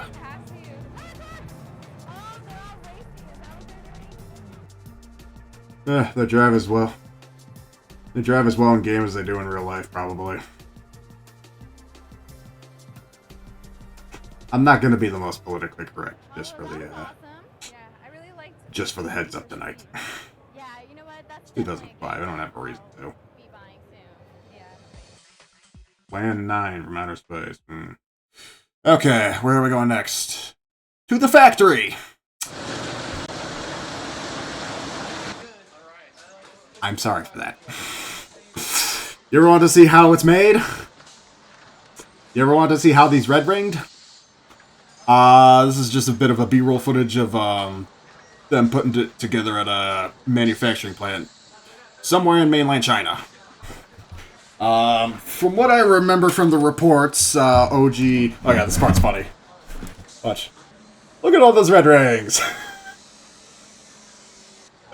Look at all those failures right out the gate. Nah, they're probably just testing the video connections. But from what I remember from the original reports, like between 05 and 07, like somewhere between 30 and like 55% of the original models were prone to red ringing within a year. Personal story, Steve Ballmer, who was CEO of Microsoft at the time, immediately just spared no expense in trying to fix this. And also going back into that. Ballmer set aside $1 billion as soon as, you know, all the Red Wings things and put away an extended warranty. Most people who tried to rejuvenate their Xboxes at the time tried doing the old towel in the oven trick, which that worked to some avail. I don't remember ever having to do it myself because, I mean, my brother's 360 didn't red ring until much later. An Xbox 360 is really a complete gaming experience. It's just a constant and ever-increasing environment of community, of friends, of gaming. Okay. 360 and Xbox. So, yeah, there's a little bit of footage from, like, the actual devs of the games and the people behind Microsoft at the time. With Xbox 360, we put together a team of hundreds of people that shared a very, very singular vision of bringing living entertainment. Some of these were ripped from the official demo discs for the OG Xbox. I'm incredibly fortunate to have this team that is so passionate about what they do. When you get up in the morning and you realize that I can go to work and make a difference. Yeah, this is one of the issues of OXM. This is from August 06. So usually the Xbox magazines came with a free demo disc included with them, and some of these videos that you're seeing here are ripped from these demo discs. This is one of the first ones that came out. This was August 06. This has the Perfect Dark Zero demo on it, and that's what we're going to play tonight. On which all these great Speaking of Perfect Dark Zero, here it is again. we're all This game takes place in 2020, by the way. Just, to put it subtly, hindsight, no pun Nintendo, was not 2020 on Perfect Dark Zero. Every day, 6:30, literally a guy steps out into the open space and screams, Segways. Everybody comes running out to get in line and say, I want to be in the match, and we track scores, and we rank all the players, so, yeah, every day. With Xbox 360, we took over 3 years and created this shared vision, a singular vision, and like sculpture, we took away. But yeah, what I said about from Xbox to Xbox 360's launch being 4 years, that was true. This was one of the faster follow-up generations that followed. And again, the 360 had a year advantage in the market. PS3 Wii didn't release until the following year. With the skins, the plastics, the fascia. After about God, could you imagine if the 360 looked like any of those prototypes? Even the one that they showed at E3, that we just saw earlier, looked a little bit different on the faceplate. It's one of the more iconic designs. Like, I can't think of a more iconic looking Xbox, because when people think of Xbox, they think of this one. They don't think of the S-Type as much, and they definitely don't think of the E-Type. As far as, like, all the Xboxes that have gone over the years, I think this is still my favorite design. It's just right for its time. I think I prefer this way over the PS3, at least the original one. The PS3 just looks too bulky. Like this takes 2 to 3 years, really, if you look at from the very beginning, the conceptual development. At least they got the controller right out of the gate, too. I mean, much as you can say for its flaws about the 360 controller, this is still my optimal one. This is still the controller that I use for PC gaming, by the way. I have a couple USB controllers. hardware power in all the different areas. It's also the one that I've had, other than GameCube, the most problems and faults with. I've had to replace a lot of 360 controllers over the years. CPUs. I forgot to mention this in the stuff over there, but OG Xenons. The original launch model chips. I got these on my desk. In plexiglass. Making the games so they are truly taking advantage of that hardware. Bought it as a little display piece. Mech Assault 2.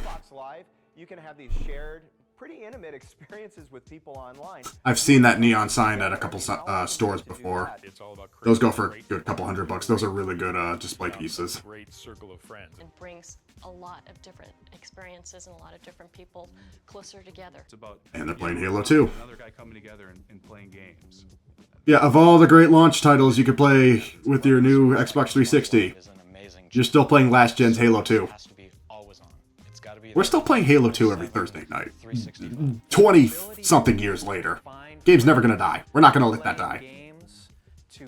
Oh my god, Blades. Becomes so much easier. It's just a click. It's so good that you don't need, even for the time, like, you don't need for the ultimate artists out there. that it's like crossplay compatible between Xbox and 360 just for OG Xbox games. Colors, you can make that console be exactly the way you want it to be. Faceplates. People to be able to bring their personality, their point of view, and project it onto that console. I've seen that lava lamp maybe once before on eBay. There in the Xbox 360 guide, and download new themes and skins to make the software look like your personal. There's thousands of themes, avatar stuff, faceplates. Like I said, it's one of the most customizable consoles. Even not just for its time, but like even now. They'll be able to run their own sports leagues. They'll be able to set up their own racetracks. They'll be able to paint their own skateboards and design their own skate parks. Even though we're putting all this wonderful technology and packing hundreds of millions of transistors into a postage stamp, at the end of the day, the thing that powers the box are the people playing the games. They're knowing what we do now, they're neglecting to tell you about the failure rate of these things within its time. take it out of our hands. I mean, this Xbox 360 was birthed by the Xbox team at Microsoft, but you're the ones that give it life. I know I talked over a lot of this stuff.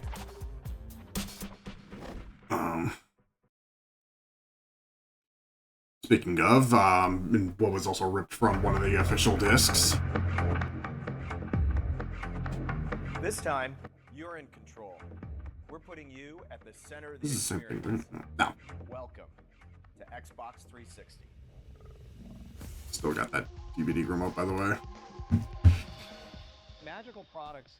I don't remember seeing people use the 360s as their main DVD players as often. I mean, people are still using that for the PS2s, but that was one of the pros of the 360 over the Wii, is the Wii didn't have any DVD playback compatibility until you mod it. I haven't not used my 360 as a DVD player. I've used it for movies before, but like it just never was my main thing. I didn't know anybody who had the HD DVD player though. Yeah, that's back there. Got a couple HD DVDs. It's a place you go to connect mobile devices or connect to your PC, your digital cameras, your Your Zune. Your Microsoft Zune. Anybody ever have a Zune? for a gaming experience with friends in real time where you're But yeah, I do have, unfortunately, a stack of HD DVDs. Anybody up for March of the Penguins? I hope you're not, because this disc is a coaster. Thanks to Warner Brothers and their shitty printing and HD DVDs being very prone to disc rot, most of the HD DVDs you're going to buy these days are coasters. right there in the Xbox 360 guide and Shut up. download new themes and skins to make the software look like your personalized hardware. It's really going to I'll show you what my Blades looks like if you guys haven't been there. Downloading, trying, buying, and playing. I still have yet to add the rest of the avatars and themes and stuff backups. And it's funny because when I burned a lot of my games and started them up for the first time, some of those games that you start up for the first time, you just automatically get like a theme or a picture unlocked for your avatar. So it's generous that they do that. Like when I started one of the Double Dragon games, they just unlocked one of the achievements, just unlocked the stuff. Just like, congratulations, you started the game. Blades of grass, bullets flying around your head, soccer balls whizzing across the screen. Peter Moore. Blowing in trees. I think about Say what you will about modern EA, and after Microsoft's guy went on to EA. Say what you will about modern EA, this guy was a good business, this guy was a good businessman. I have respect for him solely for saving the Dreamcast from extinction. I mean, he got Sega out of the Saturn. He got Sega out of the Saturn murky waters. He did as much as he could with the Dreamcast, which, leave it to the guy who wanted online connectivity between the Dreamcast and the Xbox, and Microsoft going hand in hand. That was all Peter Moore. So leave it to that guy to be, the head honcho for Xbox at the time. He has more of my respect than who just left? Phil Spencer. Yeah, he's more of my respect than Phil Spencer right now. The iconic gesture is suggestive of a very deep soul within the system. And like sculpture, we took away, and we took away, and we took away until we got to the essence of the product. Welcome to the new generation of gaming. This is the Xbox 360 game console. I'm going to be showing this thing a lot over tonight. This game console is it can go both vertical or horizontal. Yeah, and when you do, the controller ring changes that. When people found that out, that blew their minds. The springs on these things, I mean, obviously my brother's springs broke. The springs on these things are prone to breaking a lot, though. The wireless controllers as you can see. work in conjunction with the console. It tells you which wireless port you're assigned to. Yeah, that I did like. Connect button, and that associates a wireless controller with the wireless console. There are two memory units, memory unit A, memory unit B. Which were very rarely, if ever, used, and were never used after the original models. Moving to the DVD and eject But doesn't this just kind of seem taboo now? It's like they're showing you how to pair a wireless controller, which, we take for granted now, but in 2005 was a remarkable thing. fit and finish as the DVD drive and as the hard drive badge. The controller for Xbox 360 has some features that are familiar to our users, some features that are The only real different thing is they took out the black and white buttons and just... has been relocated to the center. They flank the Xbox 360 button. Anytime you press that button, you go to the audio splicing in the sentence. and that is represented by our logo in the next generation. The D-pad, we've reshaped. They're still charging $50 for used controllers at the used game shop, by the way. Contours virtually identical. I feel like overall we've made all the buttons a little more accessible and a little more comfortable for our users. I love making shapes. I love making shapes that have intelligence built into them. Welcome to the new generation of gaming. Xbox 360. I don't know, if you want a console that quote-unquote shapes the generation, look at the GameCube. So really got Cube in the name. Well, then again, Xbox. Game Sphere. It's spherical. Europe is an incredible hotbed of development talent and will be a very important part of our launch portfolio. In particular, Says the guy from Europe. we're very, very excited about Rare out of the UK. I'm proud to be white. Says the white guy. Zero and Cameo to the Xbox 360, and Bizarre Creations from Liverpool will of course be bringing the third iteration of the very successful franchise Project Gotham Racing to the Xbox 360 as part of the launch. As we just saw. 360, it's always on, it's always connected. It doesn't matter what you it's think, always Bill. personalized, and it's always in high Can't get rid of the You are in annotations. control. So, that was everything that led up to the launch night of the 360 that I had to show. So, fast forward about 6 months and a hot summer of waiting and the hurricane that wiped out most of the Deep South. We'll get to that later. It's November. The night of November 21st, 2005. By the way, happy 6th birthday to me. The only remaining question is, where and how do you launch this thing? After all the hype that was built, after all the press, after all the overhype that went into Perfect Dark Zero, where and how do you launch the Xbox 360? Folks, I'm about to tell you where and how. At a military, at a military aircraft hangar in the middle of the Mojave Desert at midnight, Burning Man style.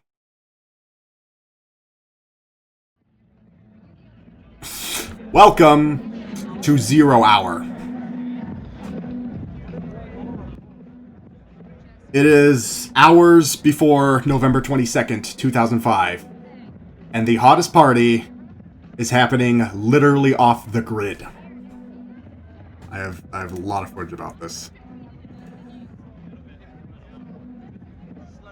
By the way, the rest of this retrospective is unofficially sponsored by Best Buy.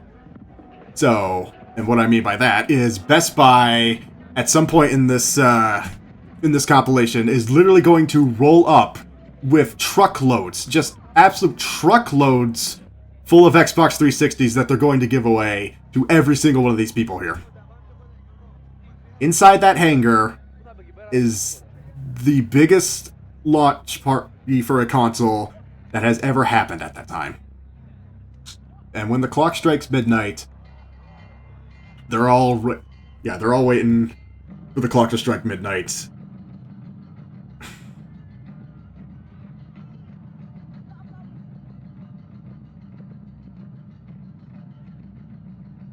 The hell is that? The Joshua tree?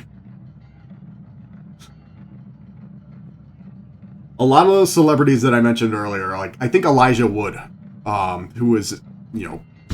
Elijah Wood was, at this, also doing another presentation.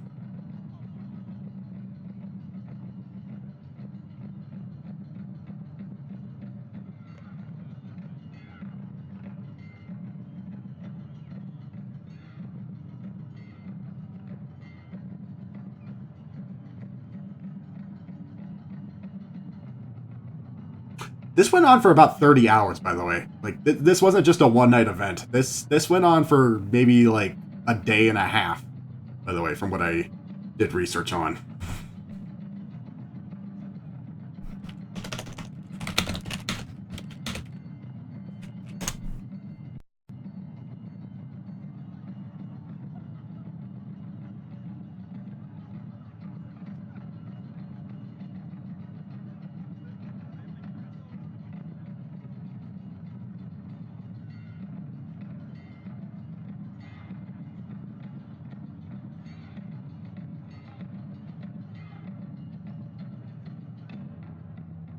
Yeah, so this started the night of November 28th and went all the way through till midnight at November 22nd. I mean, for as crazy as people usually used to wait for console launches, imagine just camping out here Woodstock style or whatever for 3 days. All this for an Xbox 360, mind you, by the way.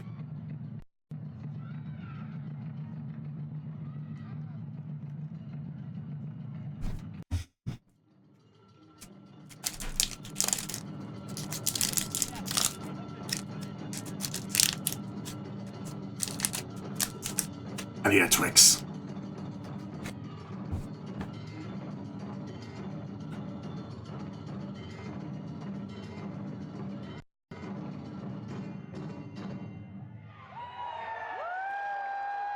Good show.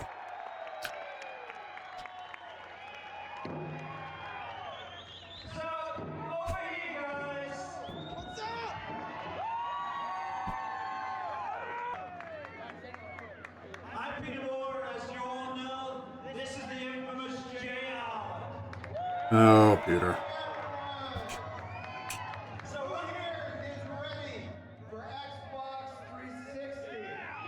Nah, I'm gonna wait another year for the PlayStation 3.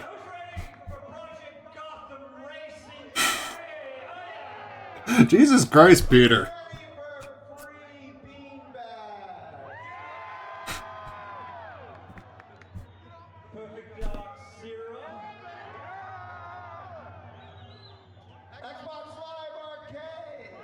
Which was already on the original Xbox.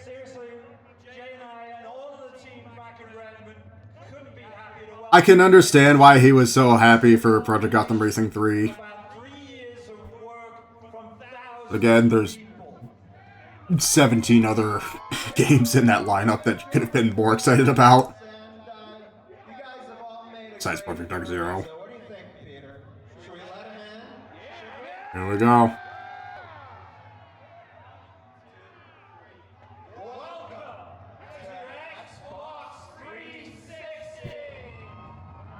Open the gates!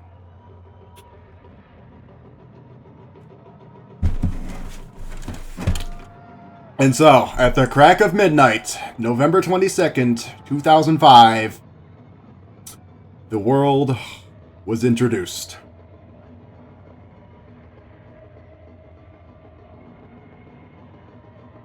What a fucking venue to launch this thing at.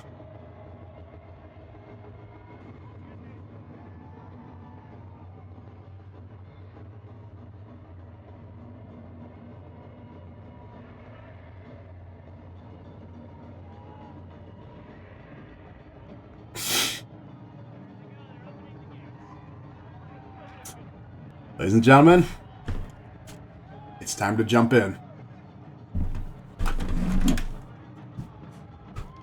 This is all real footage, by the way. Gotta look at... First of all, barely any smartphone. Well, there weren't any smartphones, they were all flip phones or whatever, but like, look at all those people with the fucking digital cameras. I bet the SD cards on those things were like 128 megabytes max. I'm glad this isn't 432.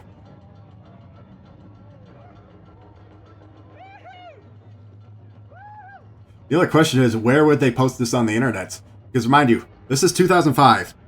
YouTube just launched earlier that year. Facebook was in its infancy, being about a year old. Twitter did not exist yet. Twitter was not a thing for another year. MySpace was a household name, shockingly.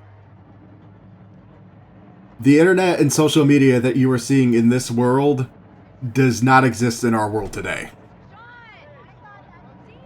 And it is a damn shame. So yes, at a military aircraft hangar in the Mojave Desert, wall-to-wall Xbox 360s. And you'll see later, Best Buy is just delivering a truckload to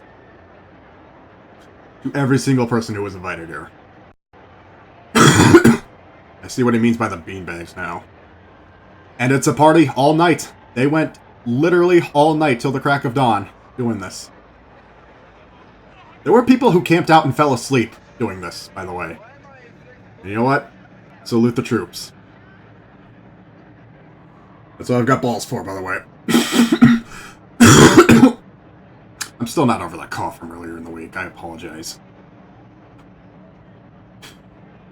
I hope this makes up for the lack of show floor footage for E305. When we get to an E305 retrospective, and I want to do E304 first, just kind of go in chronological order, I'll see if I can find more show floor footage.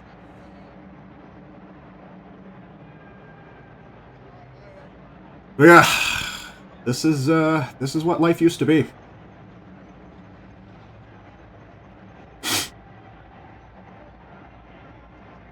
It's a setting that very rarely, if at all, exists anymore.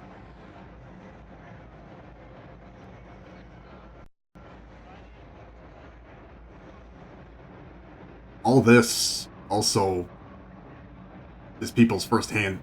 If they didn't go to E3, this was people's first hands-on experiences playing these. At a time in a world where we didn't know what we had. But we didn't know what was going to happen either.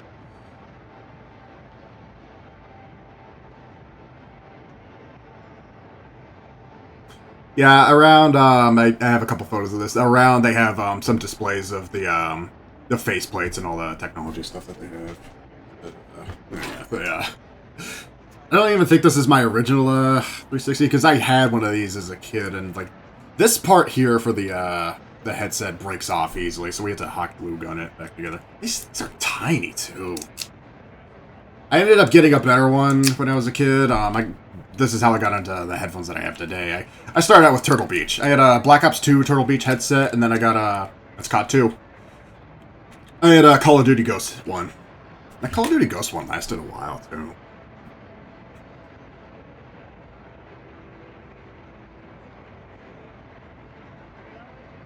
Oh my god, we got... Oh, sorry. I'm just looking at how much we have left. We're on good time. We've got literally all night. I want to be here all night doing this. And hopefully you'll join me. Hopefully you'll stay as long as you can. Honestly, I need the company. I don't know. I was having almost such a nervous breakdown going into this. This is why I was stumbling. Okay, that's nice that they have pretzel dealer there. I was having such a nervous breakdown going into this tonight, worrying about this for so long because I didn't know how I was going to handle this, if I would stumble at all. I think that's just going to be a lifelong chronic thing. There it is. There's AMP 3. There's AMP 3. Yes, yes, yes, yes, yes. Show it, show it, show it. AMP 3. There's no preview footage for AMP 3, though. Why wasn't there any preview footage?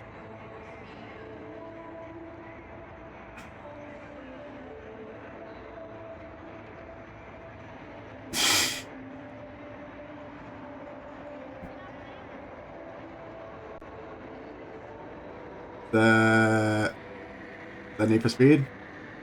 Is that Need for Speed or is that Ridge Racer? That's Need for Speed. Yeah, that's Need for Speed.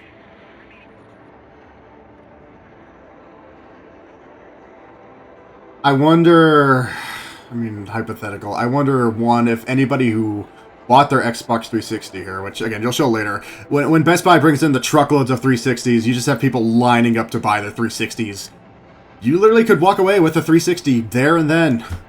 It wasn't just a showcase. You could literally just walk away with a 360. That night. But like, I wonder if anybody who went to this still has that 360. There was a G4 booth. Yeah, like I said, G4 is going to be here. Who still has that 360, still has the box and stuff for it, or whatever, hasn't red ringed. Like, is there anybody here at this expo who still has a hands-on experience? Yeah, see? Best Buy's in the corner, and you go in the corner, and you can walk away with one literally in the box. There is an unboxing video for this later tonight, too. Yeah, I mean, it's a miracle. I mean, eventually I had to get my OG Xbox recapped, so I just feel... Again, shoutouts to the guy who did my OG Xbox Nitrosity, but like, I just feel after 20 years we have the better technology to repair our Xboxes now than we ever did, not just at this time, but even in like the last 10 years.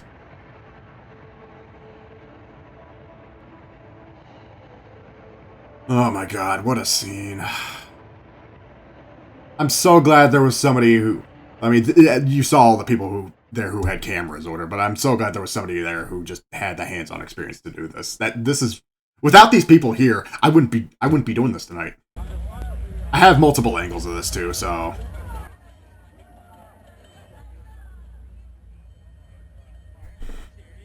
I believe this aircraft hangar is still here.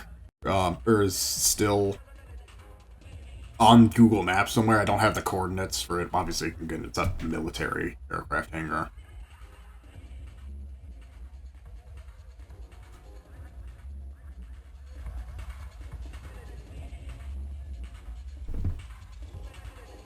Jasper model. My model's a Jasper. Jasper is one of the better original models that you can get. I mean, obviously...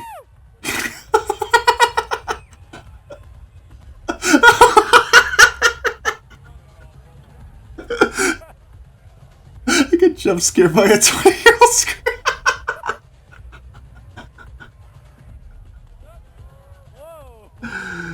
Oh, good.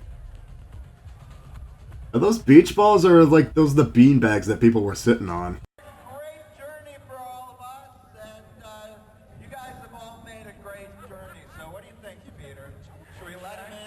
Yeah, just to think at one point the guy who took the last video that we just saw and the guy who was taking this video were at the same place at the same time and probably didn't know each other. Didn't know they would be. It's funny how we all come together. Oh my god, this fucking screams. I'm trying to keep the audio balanced, but...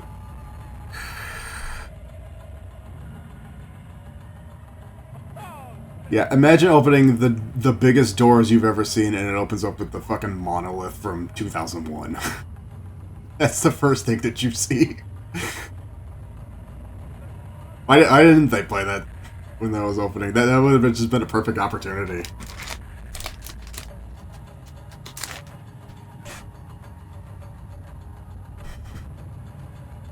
It's things like these that, like I'm seeing this and I don't believe it. Like, I had to be there to believe it for myself. And I wish I was. I mean, this was my 6th birthday. It was nowhere near getting an Xbox 360 when I was 6.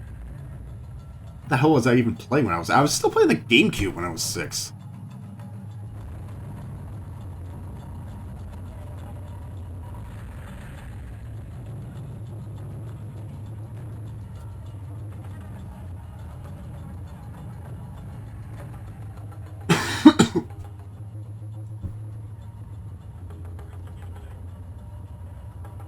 What happened to this?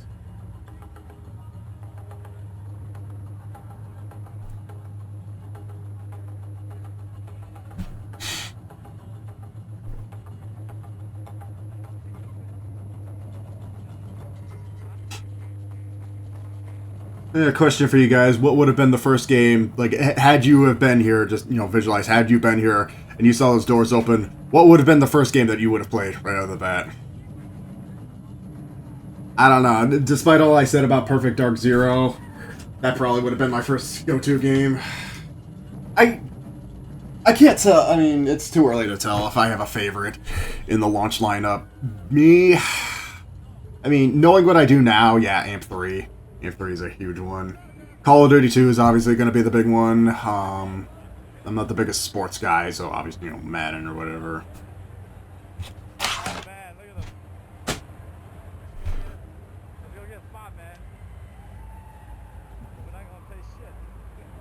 Yeah, Project Gotham. Mind you, a lot of these games that launched were still 50, 60 bucks. I mean, do the inflation if you want. Compared to their last-gen counterparts. I think the cheapest ones were the 2K games. Because those 2K games used to sell for only like 20, 30 bucks or whatever. They undercut EA a lot, and even at this time, I think some of those 2K games were better than EA's. 2K5 especially. All those 2K5 games, they were way better than EA's offerings that year. Oh, dude. Is that... Wait, this one. You tell me, because the fucking video quality is like 160p. You know how much an HD camcorder would have cost at this time?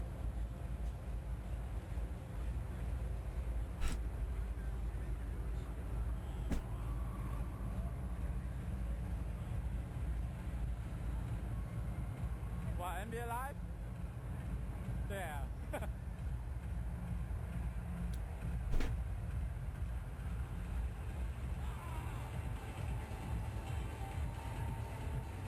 What's he playing?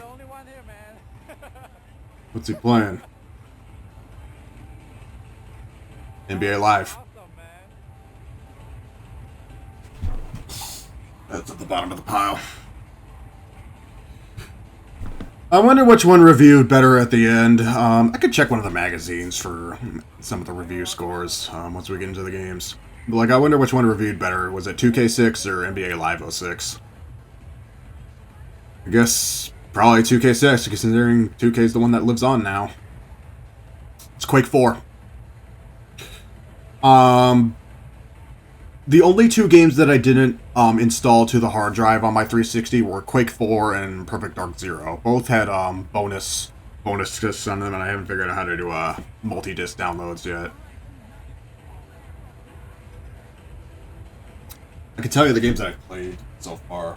I've played I played most to the end of AMP3. I didn't beat it yet. I played through COD 2. I beat that. That was good. I played a little bit of Perfect Dark Zero. I played a little bit of Project Gotham. I had NHL 2K6 on... Just a random photo. I had NHL 2K6 on OG Xbox. It's mostly the same game. Yeah, so those trucks. All those Best Buy trucks that were literally rolling in. Loaded to the brim with Xbox 360s. It just had people lining up, and they were just pouring them out like on conveyor belts or whatever. It's like money rolling into the bank. Like, just imagine being Peter Moore or Bill Gates. And I think Bill Gates may or may not have been at that thing. I just got a couple. Yeah, those entire trucks. Look how stacked they are with 360s. You bet your sweet ass they sold out that night. Yes, you still have to pay the full retail price. Again, $400 for a hard drive model set. $400. In 05, oh no, I mean that's half the reason why I'm showing this, just to show you a time that just doesn't. Things from a time that just don't happen anymore. And here we go. Ladies and gentlemen, Adam Sessler. It is midnight Eastern time. Do you know where your Xbox 360 is? Well, it's actually... Yeah, when I said there'd be G4 content. We've been waiting for is here. Adam is down at Best Buy in the Mojave Desert to witness the sale of the first Xbox 360. Adam? All right, well,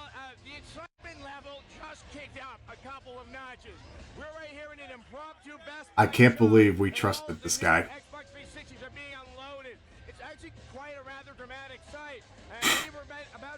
Yeah, just down the conveyor belt. Like a checkout line at the grocery store. It's amazing as all the people just start grabbing these big white boxes out of these trucks right here. They're rolling them down this conveyor belt, and well, pretty much all these people right here, what they've been waiting for. This is the greatest act of consumerism I've seen in my life. All right, I think we're ready. Okay, I think we're gonna bring over. Let's bring over the guy. He is the first person in the U.S. to buy the Xbox 360. It's very exciting to see people buy. I mean, this was directly at midnight, so I might as well.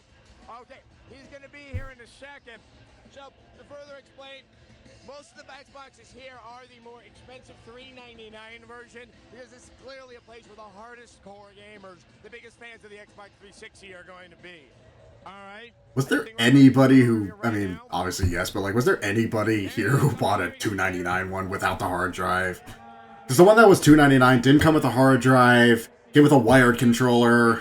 I think that was pretty much the most main differences. Alright, this is the man. Who's the guy with the clown afro on the back? Was this a transcendent moment for you? Oh, yes. Now you guys actually have a pretty good story to tell, because you traveled almost the longest distance to get here. Where did you come from? Senatobia, Mississippi. So you came all the way from Mississippi, and was it by car, by plane, by bike, by tricycle? By car. By car. How long did it take? Mississippi that just got wrecked by Hurricane Katrina. Well, not as bad as New Orleans, but...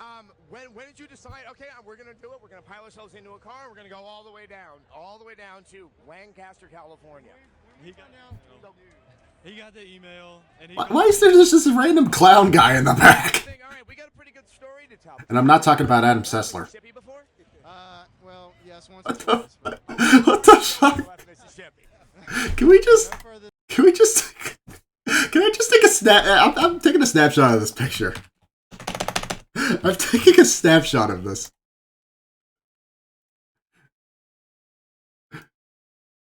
Actual moment from 2000. I'm saving this. Okay, hold on.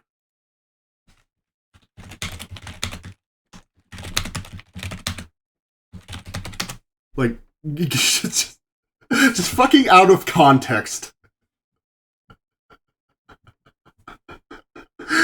So, somebody needs to put this on the internet. If it's been lost media for 20 years, I've just rediscovered it. Somebody needs to put this on the internet. Just fucking look at this.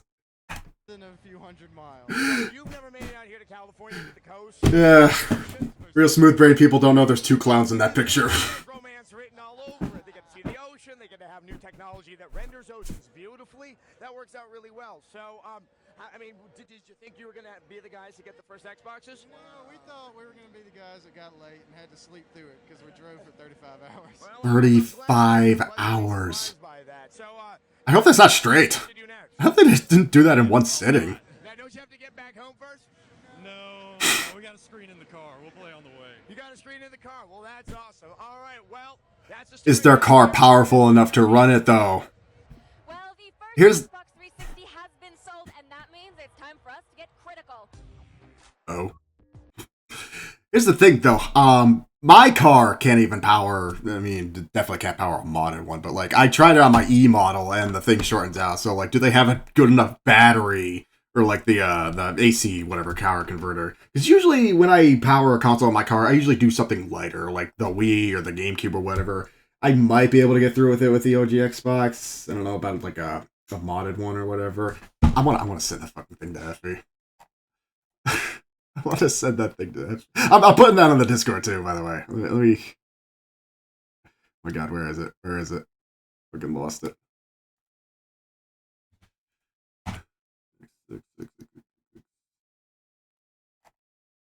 I'm just sending it to Effie.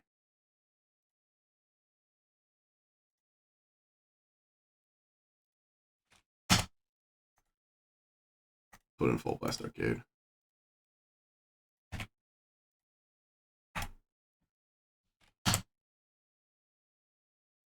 Anyways, what was I saying? Yeah. So the point of it, though, if you guys didn't notice over time, the original Xbox models, especially the launch ones, they're power bricks, and they have their own proprietary power brick, which again kind of sucks. It's not internal, but like the power brick also differs by model and by model of model too. So like the early ones, the Xenons or whatever, take like 200 watts. They brought them down low over time, like the E model. They brought them down to like 150, 100, whatever. But like the small little AC power inverter or whatever that I have in my car is only enough to power something as like powerful as a GameCube. But like if I put in something that needs more power now, like a modded OG Xbox with a hard drive, I'm gonna blow something out. So that's why I don't usually normally do those.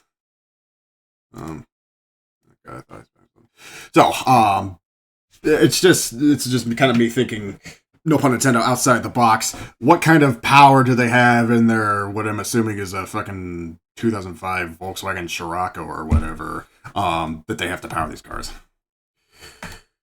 Anyways, more from Zero Hour.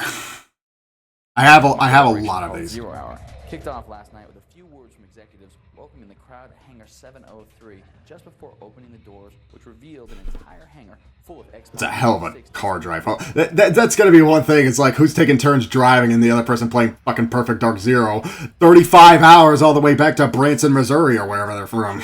The system's launch hardware with titles like I wouldn't want to drive. 3, Quake 4. It's like one person drives the car and the other person driving the car fucking Project Gotham 3. I haven't seen like any footage of Ridge Racer 6. They've only shown like the same like 6-something games so far. There's 18 games in this launch. Where's Peter Jackson's King Kong? Where's NHL 2K6 that we've only seen like 5 seconds of? Where's Neversoft's Gun? Free tattoo station. Free tattoos? You can get a fucking tattoo there? For free? Seemingly odd addition to the massive event was a single tree adorned with strange pictures, messages, and Oh, money! When Oh, you know what? I gotta take another. I'm sorry, I gotta take another picture. messages and fluffy white I gotta send this to Demi.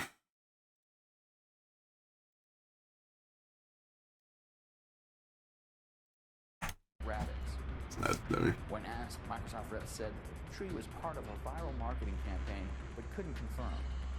What was there, an Arbor Day Foundation meeting or something? Best Buy set up a makeshift shop. I'm Double Agent Garrett, and I am here at the 0 Hour event to represent Best Buy, and man, I'm here to game. We're going to sell them tomorrow live with the register share from 9 to 5 tomorrow. And then basically you'll be able to pre-order your Xbox 360, and then come 0 Hour, which is going to be roughly right about 9 o'clock. What a concept. Then you'll be able to pick up Demi, your where's your Xbox Discord? 360. We got truckloads. Yeah, no one will leave without wanting an Xbox and needing one. I say, you want it, buy it. I mean, what else would be the point of being there? It's like, imagine going there and like, nah, I'm not gonna buy an Xbox. It's just like, I just got invited, I'm just here for the show. Wait myself to play Tiger Woods. That's my game. Okay, one guy for Tiger Woods. More and more attractions around the hangar kept Sure thing.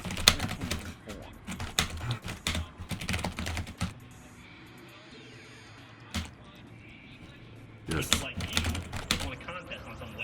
Red versus Blue. On the main stage, a special short made by the creators of Red vs. Blue was screened for the crowd. Remember, 2005. That was the thing even back then. Following the clip, Epic's own Mark Rain and Cliffy B took the main stage with Cliffy B? 4, featuring demos from TGS and XO5. Where's Major Nelson in this? Does anybody remember Major Nelson? The XO5 That guy was... I think that guy just recently left Xbox. Oh my god, Red versus... Yeah, imagine going here and seeing fucking Red versus Blue up on screen.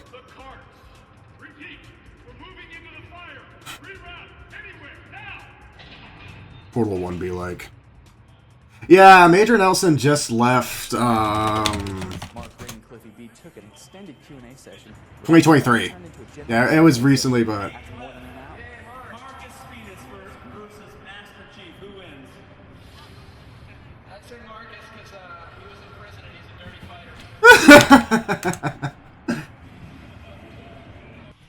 It's good to see Cliffy B is still around. Also included a tournament followed. At the same time, we got a chance to catch up with Microsoft's Peter Moore.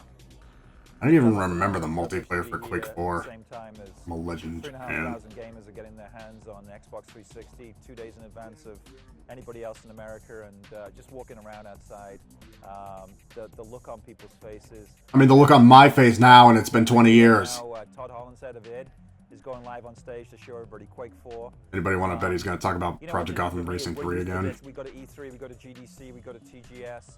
Gamers Tokyo never Game get the Show. opportunity to hear, I want to do more retrospectives of that too. about their game, so If I can find more we wanted old to footage make of it a Tokyo little bit Game of a Show, I want to do focus. some retrospectives on that. We felt that if it was too close to an urban center, that we would probably not get the type of person we wanted, which is a core gamer that's willing to make the journey. And so you do it at practically Area 51. Xbox 360s as fast as we can, expedite them all around the world, air freight in particular, and make sure that everybody gets one soon enough. Like, imagine if Nintendo launched the Switch 2 at, like, Guantanamo Bay. But our goal is to get as many as we can in gamers. Would people still flock there for it? 90 Yes. days, I believe will be somewhere between 2.5 and 3 million units worldwide.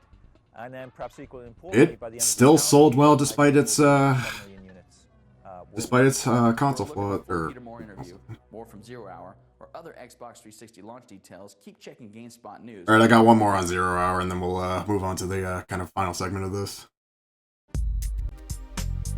Another one from the OG Xbox, or... Another one from the Xbox Magazine archives. God. Imagine tailgating for this. What kind of beer does Peter Moore drink? Microsoft needed a big venue. Try a trick that I wonder also if at this time, I mean this was a year after, I wonder if Peter Moore still had the tattoo of the Halo 2 launch date on his shoulder. Because he did that at E304. He probably doesn't have it anymore. I mean, he should. Somebody should. Speaking of Halo. for rabid fans, it was their chance to be part of the action. You know, out of all this, they should have still had a Halo 2 setup, just for the fuck of it. The beanbags were simply a stroke of genius. Mind you, Halo 3 didn't come out until September 2007. Almost 2 years after this. All night long.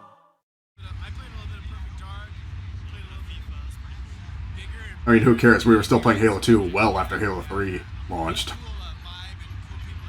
You all know the Noble 14 story.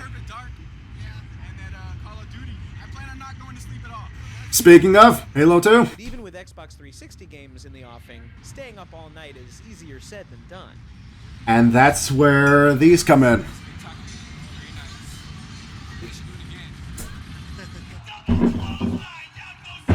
Sorry. With quirky entertainment and frequent game demos, there was plenty to do.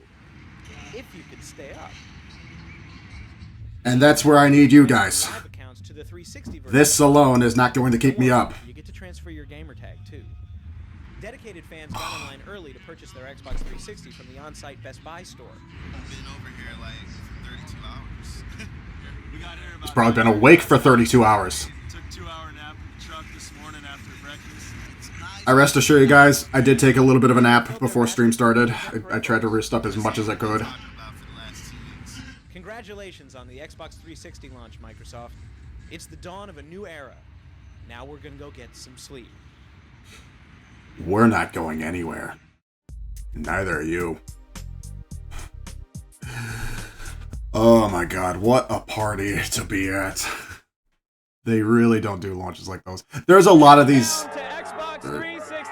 There's a lot of these little shorts that I found on YouTube. I just kind of found one that's like this. In my archive set, I found the video that has this. It's like 3 hours long. I didn't want to include the whole thing. But I'll link it later in the Discord. Yeah. Are you keeping this for yourself or are you giving it to someone for Christmas? This is mine. No one else's. What game are you looking Snoop Dogg. Like I said, Snoop Dogg was there. There was a whole celebrity party there. Nick Cannon. He's going to need more than 2 Xboxes for his kids. Speaking of people who waited their time in the Xbox, they need to fast forward in this one. It was So we're kind of in the final segment of. Actually, let's skip ahead to the next one. I'll come back to this because this is supposed to be later. Bit of a kind of a segue. Speaking of Best Buy, another thing that they showed off, and this is just kind of stuff that you can find on eBay. I don't know why they're asking so much for this, but sorry. For those who pre-ordered, they got. Thank you for the follow, by the way. Yes, that's my actual follow. Welcome to Xbox Live, circa 2005. I see you're already here. But yeah, thank you for the follow, by the way.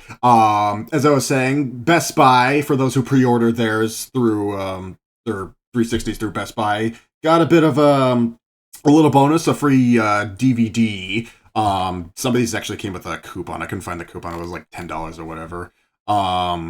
It was literally just this little thing. It looks like it was made together in like Windows Movie Maker. And the next couple of videos are stuff that's off the DVD. So what was this? This is pretty much all the content that was on that DVD, so yeah, this was ripped to the archive. I downloaded that. So, a nice little trinket from Best Buy.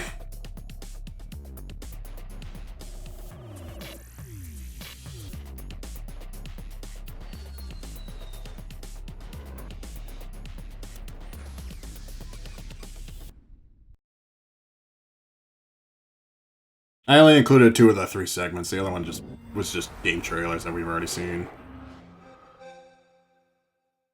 Oh, that old startup. Yes, my modded 360 has that. So, all the cool shit you can buy for your 360 that we've already seen before. The controller. The slur creator.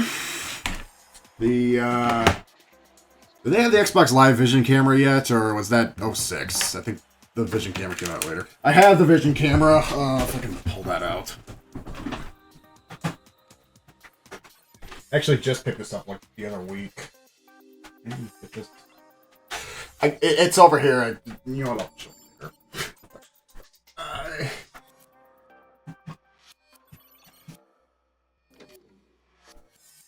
But yeah.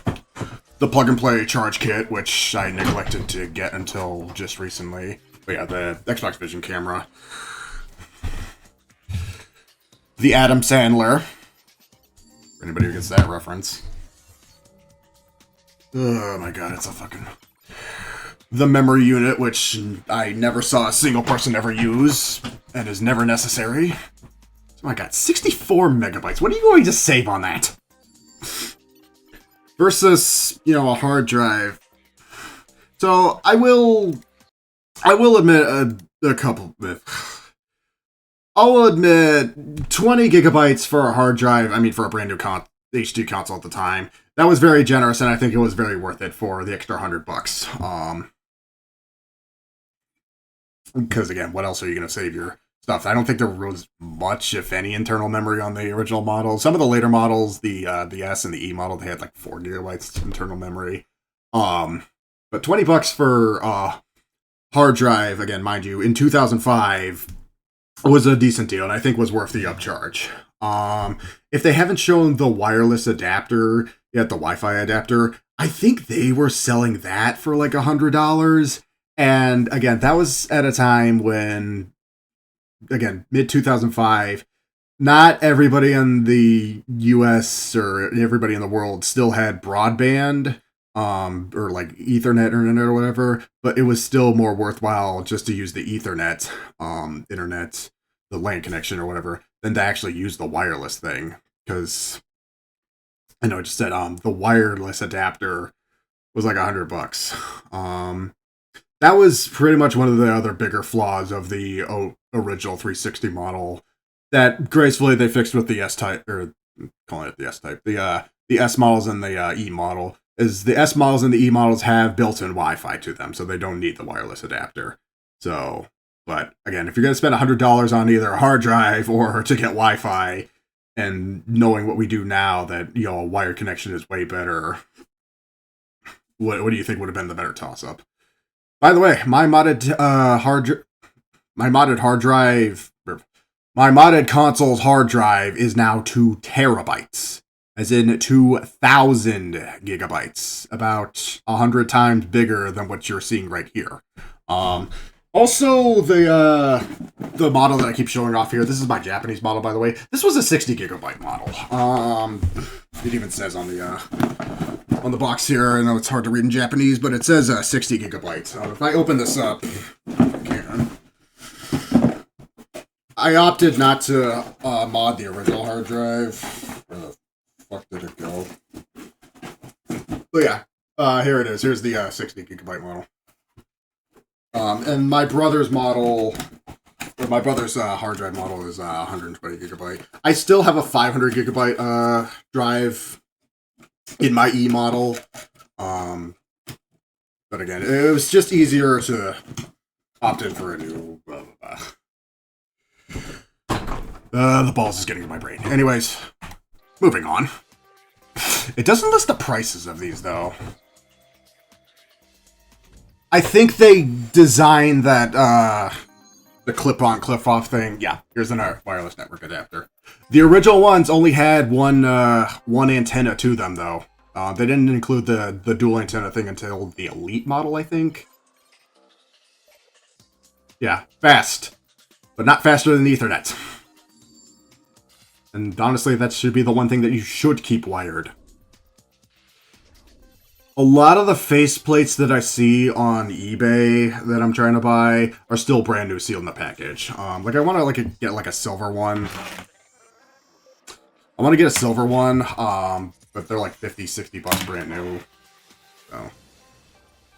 So yeah, that's all the quote-unquote useless crap that you can buy for your 360. If you're playing with your kids, here's one for the kids. Just a quick 30-second one. Xbox 360 lets you design the gaming and entertainment experience that's right for your family. You know, for the kids. Are simple controls that help you manage Fuck your kids. entertainment based on game and movie ratings. Yeah, they have one for early childhood, and I don't think there was a single early childhood rated game released for the 360. Family settings works.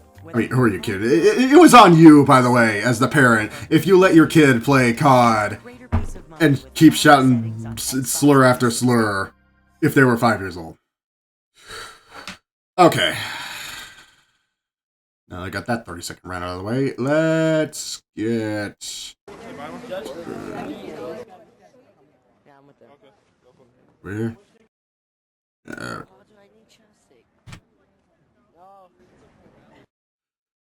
Okay, so launch day for the rest of America. The morning of November 22nd. At Best Buys all across the world, because where the hell else were you going to get this console? Fucking Toys R Us.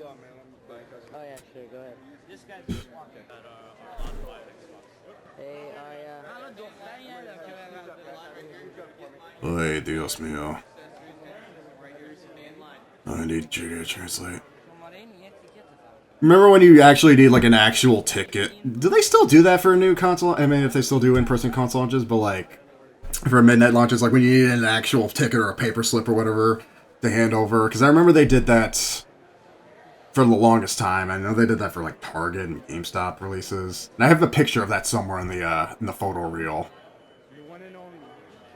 The one core system that they have is right there. For the poor sap who couldn't afford it. And there it is. There are all the games. Still minty fresh. Need for Speed, Project Gotham. I bet they sold out of Maddens that day. Like I said, the three biggest sellers, Madden, Perfect Dark, COD. Everything else was free game. Teen-rated COD, by the way. Pre-nuke COD was all rated T. It's kind of a weird sight to see. 50 bucks for a controller, 40 for a wired. There was no reason not to get a wired one. So, I mean, I'll also mention, I still prefer wired controllers over wireless. I've had like I said, I've had issues with the wireless 360 controllers, either mostly due to the battery packs. There's always battery corrosion in them if you don't take them out in a while. But like, I've had to throw away, replace a bunch of 360 controllers. Hence why I've also opted in for this third-party one, just to kind of trial and error this one. So hopefully this is the controller that came with the boxed Japanese 360. So this is barely used. But yeah, the problem with the wired one, though, I mean, this is probably a smarter move if I can just... God, this thing is stuck so hard. This is probably a smarter move if I could just, like, do a play and charge, or if I could just do, like, a Bluetooth or whatever. Because the wired ones, sometimes the wires on these, like, break, and either you have to unscrew the whole thing internally to rewire it, or it's just completely screwed. And I've had a bunch of 360 controllers that have bitten the dust for that, too. I think one of mine is going out on the fritz now, so... 360, as far as, like, first-party controllers, is, like, the only controller that I've had that's still that. It's still not a bad controller, but that's a very prone flaw thing that you'll find, especially now in modern ones.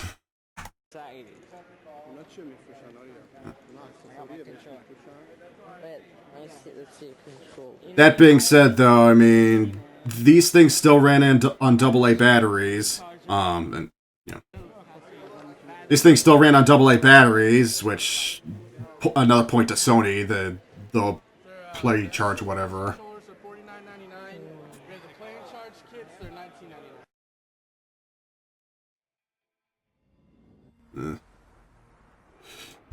Again, point to Sony for their controllers that were just, you know, chargeable, and you didn't have to resist battery. Point taken away, though, that they launched with the 6-axis without any rumble. And they come with the regular DualShock until later. Yeah, that piece of paper with the with the pre-order thing, that's what I was talking about earlier. But, like, I still prefer wired over wireless. Here's the best thing you can do. Get yourself one of these. It's a multi-tap or whatever. Plug this into the front of your 360. Plug your wired controllers here. You don't have to replace the batteries or charge them or whatever. You can still have all 4 ports. Again, this was, what, like 10, 20 bucks or whatever at Best Buy. And tell those AA batteries to go fuck themselves. That's what I'm doing with mine. Imagine going to Best Buy, like... Imagine anybody else going to Best Buy at that time, either A, who's not there for the midnight launch or whatever. Like, trying to go to Best Buy at 10 a.m., trying to get, like, something else for your PC or whatever. And then this fucking thing, and you just had no idea that this was going on. It's like going to the Dreamcast launch and you want to buy Final Fantasy VIII. Like, what the hell else would you be there to buy at 10 a.m.? I might as well just shut down the shop for the rest of the day because that was all that they were going to buy. So yeah, an unboxing.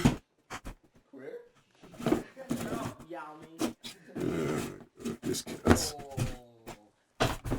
When you open it up, these are all in Japanese. This is still sealed, by the way. I'm not opening this up, but this is all still sealed, brand new.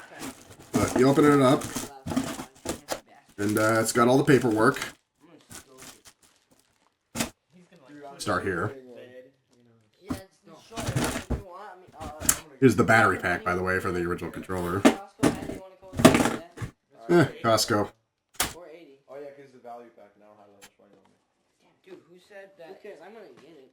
I'm gonna take a cameo and then get Madden or Call of Duty.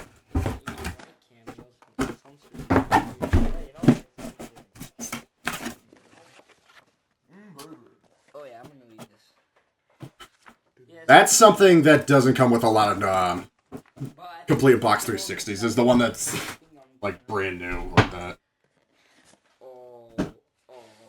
That one letter. Green.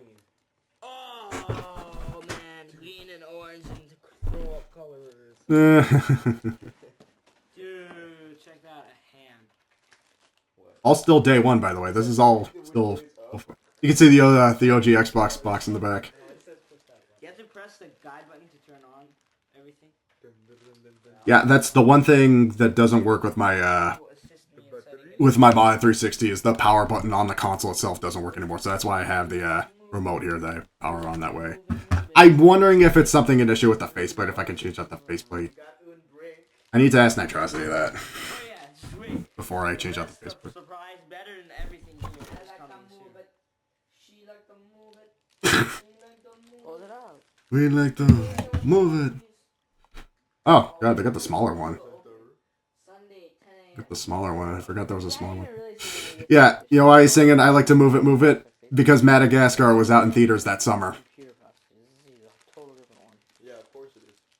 Oh, 2005. By the way, I saw that movie in theaters. That movie was just out in theaters for its 20th anniversary last month. I didn't go back to see it because, again, we also saw it on... We saw it for VHS stream night back in November. I still need to get a VHS of Robots. I'm holding myself to that. I added a couple more recommendations on the Discord, too, by the way. If you're not in the Discord... Forgot to advertise the Discord. Oh, I got a paper cut. Damn. How do you get a... It loves me, man. Now. Wait, no, not yet. Grand finale. Oh, my God. VCR streams every Sunday night. Off actual VHS tapes. Ethernet cable. Oh, no, HD cable. Check that out. HD cable. Do they consider component an HD back then? It was component, right? No, that's the other thing. I think the base, the core console only came with a composite cable. Yeah, the brick. The brick for the AC adapter. Do you know how heavy this is? This is so heavy. Look at that. The Revolution will probably be just this size. Look, I can just bonk him in the head. Oh, God. I'm surprised they made those things smaller over time. More for the power adapter. Well, I mean, with a console as big as bulky as this, I'm surprised this thing doesn't have an internal power source. Like, with how big the freaking console is, why didn't they stick one in here? No, nothing. PS3 did. PS3 somehow got their power supply in there. For how fucking huge the original models for those were.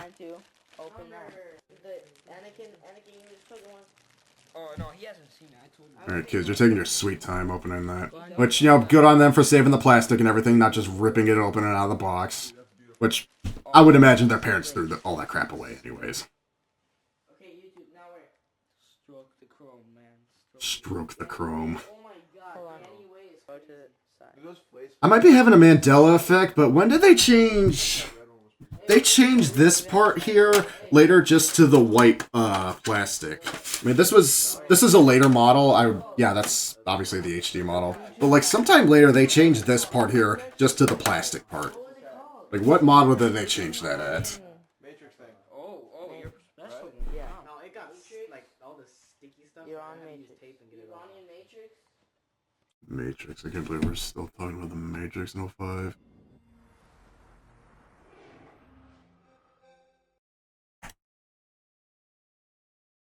We got two more though. Oh my God. Yeah, I got two more of those, and then two more videos, and then we're almost to game time. I promise. I knew the segment was going to be about 3.5 hours long. Thanks for everybody who's been here, though. It was real. It was a real time. People braced rain, snow, sleet. Again, it was late November. It was Vietnam for these people.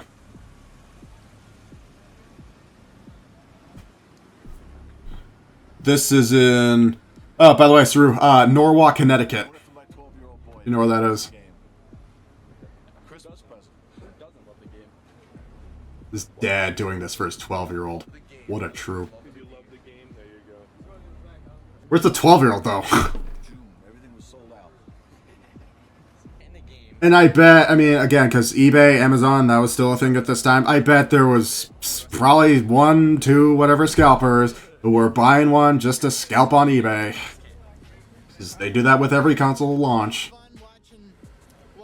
Mothers and children who are too lazy to get up at 10 o'clock yesterday walk in the line. I don't know. I don't know what they're thinking. Let's watch as random people come up and get disappointed.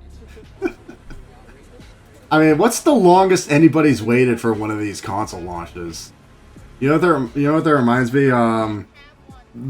2006 season of South Park, the one where Cartman wanted to freeze himself for 3 weeks to get a Wii, and he ends up like 500 years in the future. He does a Buck Rogers parody.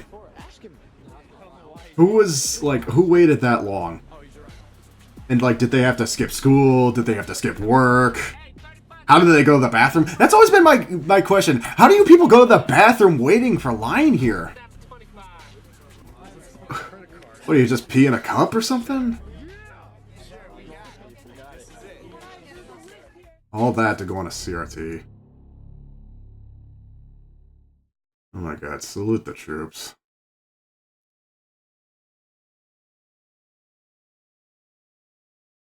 It's all real, by the way.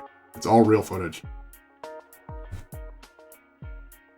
These are stories you cannot make up.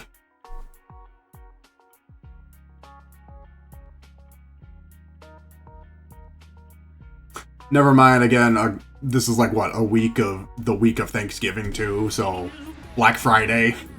That's another big factor. Exciting morning we have. You know, Black Friday as it should be. So is it open? It's probably going to be open only the front. It's 7:30, dude! You don't see anybody out!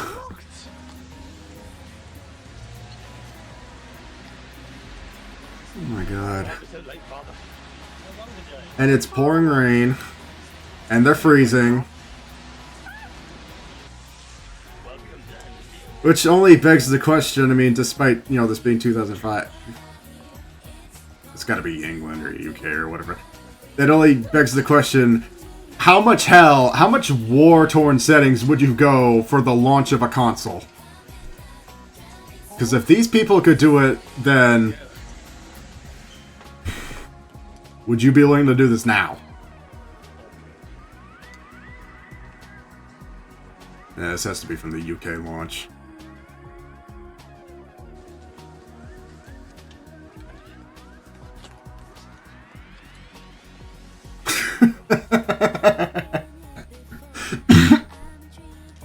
Yeah, Yorkshire, that's England. I'm gonna go to the bathroom after this, and then we'll load up our next video. Demo pod. Across the pond in merry old England, where everybody's favorite game is Project Gotham Racing 3. Today I learned things.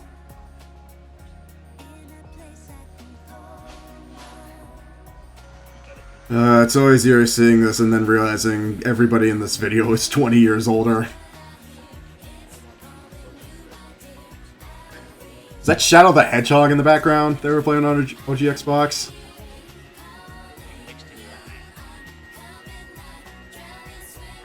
Oh yeah, because that was new at that time.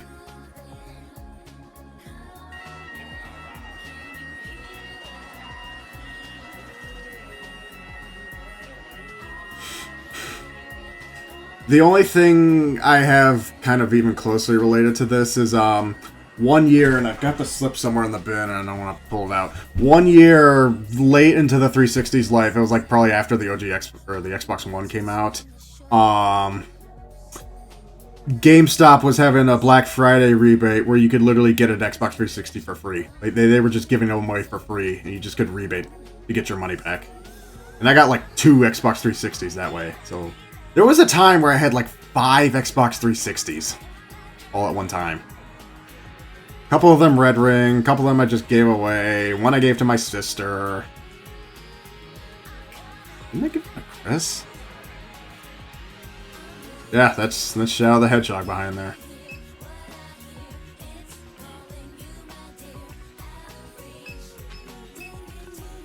For a blissful 279 pounds. 470. 490. Boy, you better be as rich as the queen. Just a bloody arm and a leg.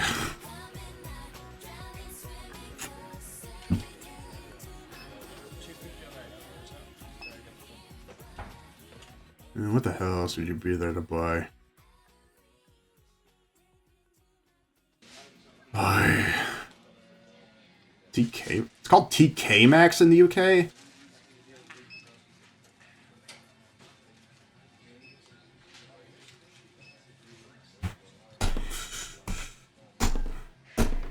Godspeed, you merry old twat. Okay, we only got 2 more videos in this retrospective session. I'm gonna go to the bathroom real quick. Yeah, I'm gonna go to the bathroom real quick. I gotta dump out the balls. We will be right back. I hope everybody's having a nice night. I know we're already 3 hours into this and still no games. I promise, we'll get to the end soon. All right, let me go to the bathroom. I'll be right back.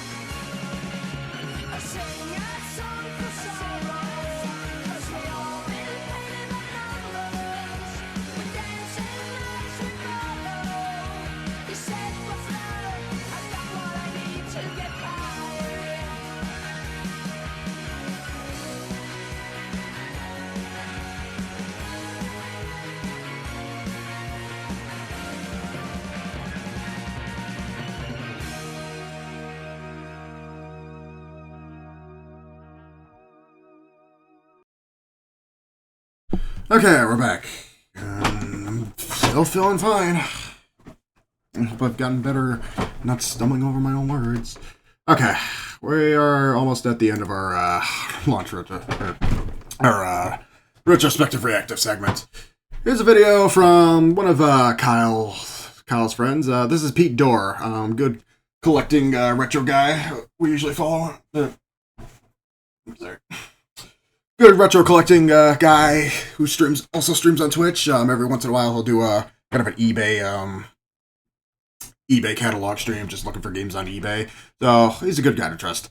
I wanted to get kind of just like one of these YouTube retrospective, launch memory stream videos in here, and I have a couple on my archive. I'll post all the videos that I showed tonight, plus a couple ones that I didn't show later. But for the sake of time, I just kind of wanted to get one in, and who better to show one than somebody who had one in his experience. So.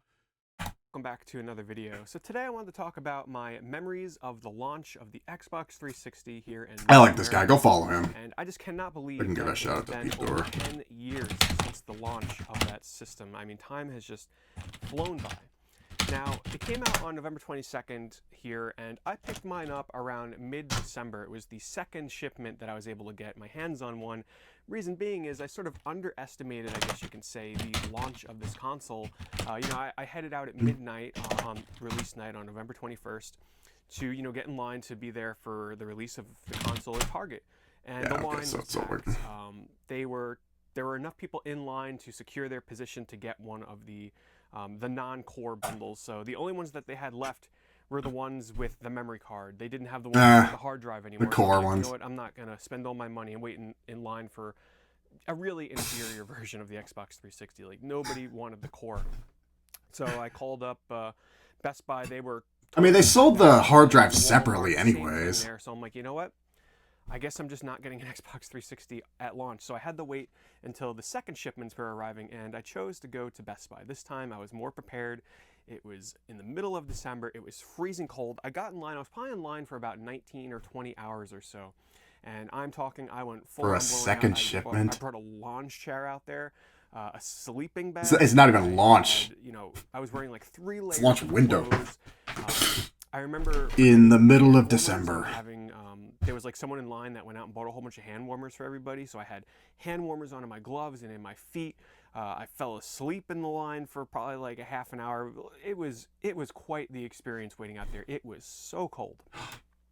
But I got my hands on the Xbox 360 and I picked up a few games to go along with it. So just so that I don't forget any particular games, because I have a habit of doing that, I have my iPad here on Metacritic with every game that was released on launch for the Xbox 360.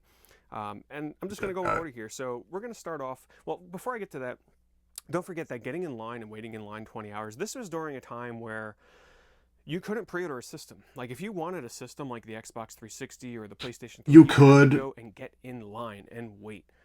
There was a uncertainty in line where... Yeah, you could, but not the way that we do today. Did they get in? Like, you can't just pre-order it online and then just get it at launch. For sure, and Best Buy or just get it when it's ready.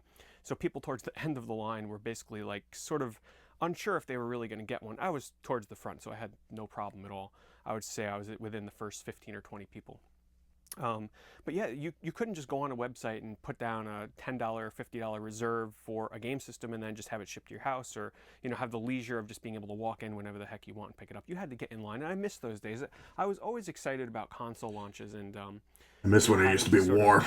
Really kind of work to get it. Now it's just so lazy and boring. Like, for the launch of the PS4, I just pre-ordered the thing and it got shipped to my house. What's the fun in that? That's not fun to me. The fun is waiting out in that freezing cold. But anyway, we're the getting PS5 launch was Let's get to the game. miserable. So, Cameo Elements of Power is probably one of the, I guess you can say, under the radar. It's a well-known game, but I think at the time of the launch of the Xbox 360, it was still one of those sort of undiscovered, hidden gems, if you want to use that term. I mean, it wasn't the 360. It was as advertised or talked about as much as Perfect Dark Zero, obviously. Rare feel to it before they were sort of pushed by Microsoft into doing nothing but sports games like Kinect Sports and all that kind of, well, not Killer my Instinct. kind of games, let's just say. So this is one of their last Sea of efforts, Thieves. except for maybe Vita Pinata. That's all Microsoft is milking with Rare now is Sea of Thieves.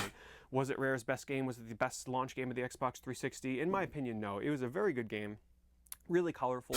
It was a game that came out a generation late. The 360. There were no other games like it. It was a really well-realized world that felt like a CGI cartoon of sorts come to life, and I just remember really enjoying like exploring the world. I can't riff on it as much. I mean, as much because I have a whole experience with it. For the first time. Was it on the scale of those games? No, but I think it was a fantastic launch title to go along with the Xbox 360, and some would say possibly the swan song of Rare before they sort of, well, started going downhill. I didn't play enough Viva Pinata to really speak on that game. Oh, I wanted to forget about Viva Pinata. Why did you remind me of that? It was not exclusive to the 360. It was available Never stops going. on platforms, but the 360 version received a 365, or well, that's not even a word. HD it received version. a 360 coat of paint, I guess you can say, as some other games did as well. Yeah, this game's on What that GameCube. means is it just had better textures in the game.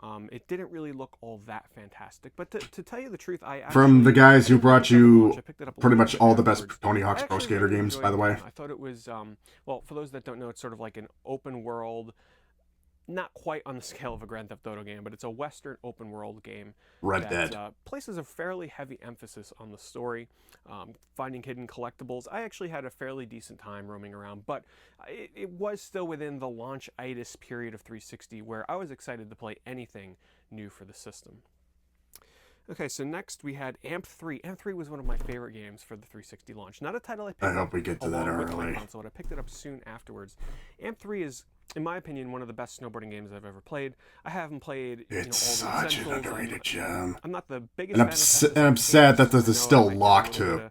Hate for that Like one. all the I AMP didn't games play are a still lot of locked it to the because Xbox and There was just 360. something about AMP3, the style of it, the story was really over It's the a top. snowboarding game, Graphically, unlike it any other, looked amazing. past The or raw distances present. and being able to see the mountains way off in the distance was It has its own charm it and was a vibe, little silly at perfect for times, its a little time. Too silly for my taste when it came to the story, but I Yeah, thought it no, was a it's really solid launch game. hilarious.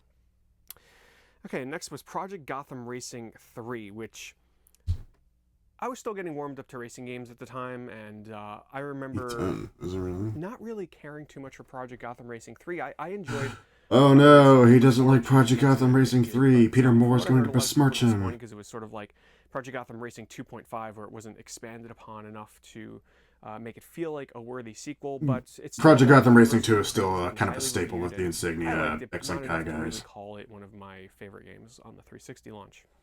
It was another game, Tony Hawk's American Wasteland, another one of the 360. It never clicked to me that Neversoft put out two games at on launch. systems, and it just received sort of better textures on the 360. It didn't really look all that next gen, to be honest with you.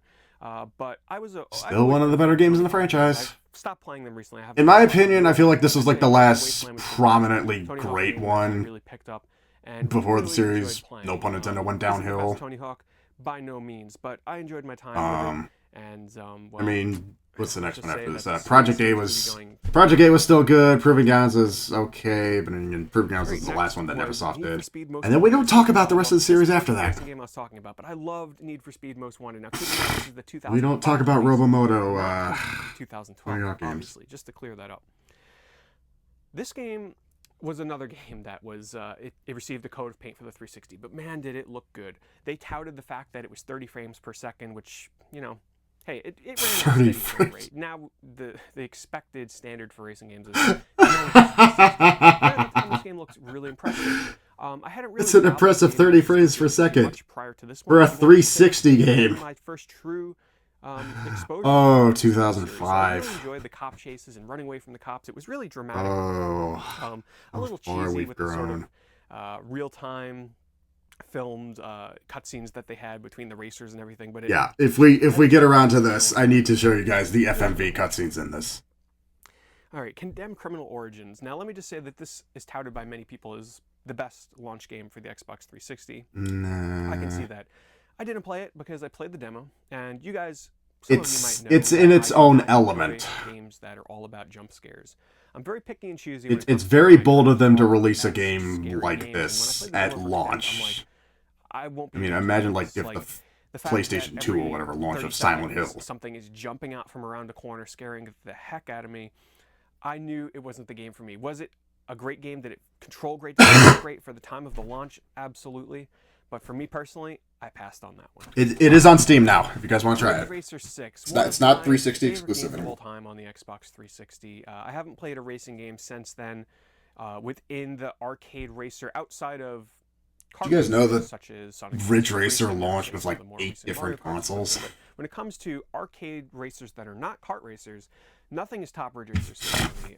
I put And so like much 5 time into different that game, PlayStations. over 120 hours, playing a ton of online. I 100% of the single player mode, which any of you that have played Ridge Racer 6 and attempted that know how hard of a feat that actually is. It's a lot of work.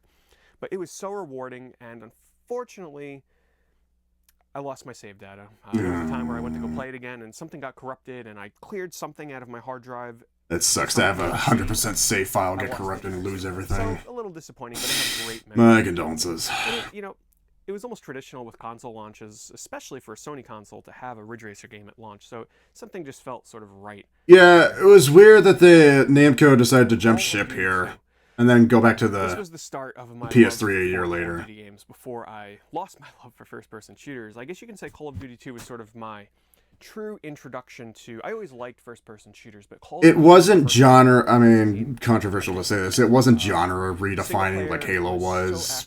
That goes to COD 4. Right, the controls were spot on. I don't think there was, at the time, anything that I would have changed, to be honest with you. Playing on veteran mode was just so hard, so rewarding when I beat that. It just felt like a true accomplishment, one of my biggest accomplishments at the time in gaming. Online was so much fun. I actually, before I recorded this, Kind of wish I got around to playing the online multiplayer for this. I still have Xbox Live Gold at least through the weekend, so if by any chance there's anybody online, shoot someone in the head before they kill you, and it was so much fun. I really miss it. In my opinion, probably the best game that you can pick up at the launch of the Xbox 360. I'll agree with that. Perfect Dark Zero, a game that started my hatred for Steelbox games. So I have it right here. Oh yeah, I don't even have the I don't even have the regular release for Perfect Dark Zero, by the way. I don't know why I got it, but here it is. And why did I hate it? Well, because when you put this on a shelf next to your other 360 games, it just looks so out of place. And ever since then, I just never liked buying Steelbooks because I didn't like how out of place it was. I can't find my copy. It just stood out too much. But as a game, Perfect Dark Zero, looking back at it, if I look at it now, if I watch gameplay now, and I'm sure if I played it now, it wouldn't age that well. The controls are... They're not... I don't remember them being the greatest. They take some getting used to, especially with the jetpack stuff and all that. Graphically, at the time, I thought it was phenomenal. Like, it had... Everything in that game had a gloss to it. Everything had a shiny sheen to it, where everything looked like it was, like, coated in oil or something. Or ice. You know, it's just... They did that because, you know, previous console generations couldn't apply that sort of technology to graphics, and it just looked amazing. I remember, like, walking down... Even the wood had a glossy metal look to it. I was like, wow, this looks amazing. The most memorable scene. Here's the other thing I'll spoil about Perfect Dark. Or Perfect Dark Zero. Perfect Dark, the N64 original, did not hold your hand much like GoldenEye did, especially in the harder difficulties. They dumbed down the difficulty so much in Perfect Dark Zero. Even on the harder difficulty settings. So the key aspect for this is if you ever get lost, there's literally like a guided arrow line on the gameplay path that'll literally just straight up tell you where to go if you get lost. That kind of, I mean, I guess in hindsight, retrospective was a little helpful. I hate when games just kind of baby you to do that. But like, it's literally an on-rail shooter where you can just go off the rails. It'll straight up tell you where to go and what to do if you ever get lost. That fucking sucks. Especially for Perfect Dark. So if he mentions that, I just kind of want to beat him to the punch on that. That was one of the things that took off a lot of points on Perfect Dark Zero is the gameplay changed so much that the difficulty got dumbed down compared to the original, which was more like GoldenEye. I mean, again, this is Perfect Dark Zero. This is supposed to be a follow-up to Perfect Dark, the follow-up to GoldenEye. If you want the follow-up to Perfect Dark, the follow-up to GoldenEye, those guys went on to make Time Splitters. Go play Time Splitters if you want that. If you want something completely different, it's right here. Also, I mean, for the mention that I have 2 limited edition copies of this or whatever, this is one of those cases where I think they just either made or sold more copies of the limited edition, because I think it's actually easier and cheaper to find the limited steelbook than it is to find the regular release of this. there's one girl, I mean, one hyper obsessed girl that I know on YouTube, that you usually see who's cosplaying Perfect Dark Zero. Like, this is her all-time favorite game or whatever. I think at one point she had like 80-something copies of this game. I don't know what I would do. Like, I don't even know what I'm doing with 2 of them.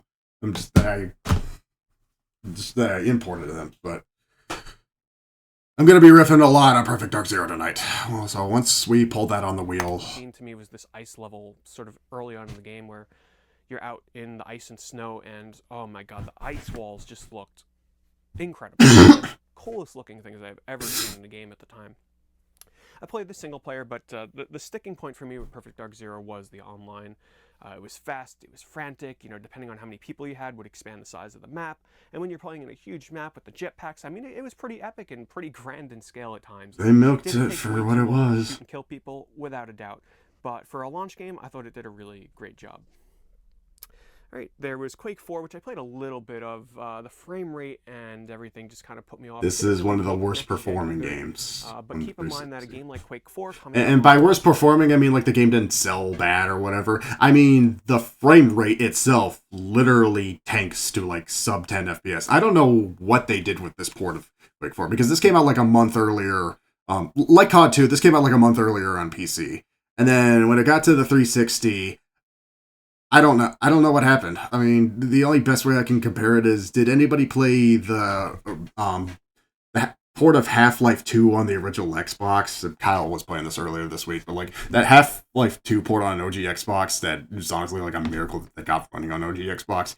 It's trying like that compared to what we know with the PC version. That's pretty much the best way I can describe Quake 4 on 360. Like, yeah, it's playable, but it's a slog.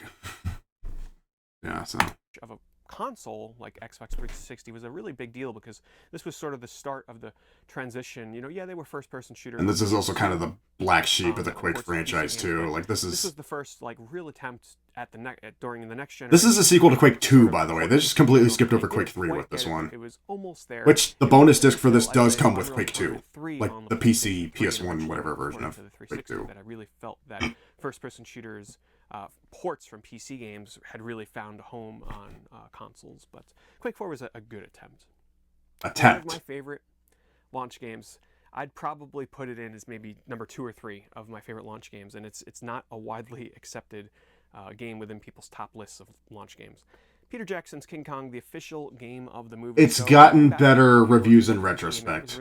This was licensed garbage. It's, you know, put out just to promote. This was the last game I needed to complete my set, and it was not cheap. The name, the official game of the movie. I mean, it just reeks of, it took me forever to find a good copy of this with the manual and everything. King Kong was one of the games that got me most excited for Xbox 360. Another one of those. This is the only HD version of this. Yeah, this went up in price, and I could not pay any more. King Kong playing.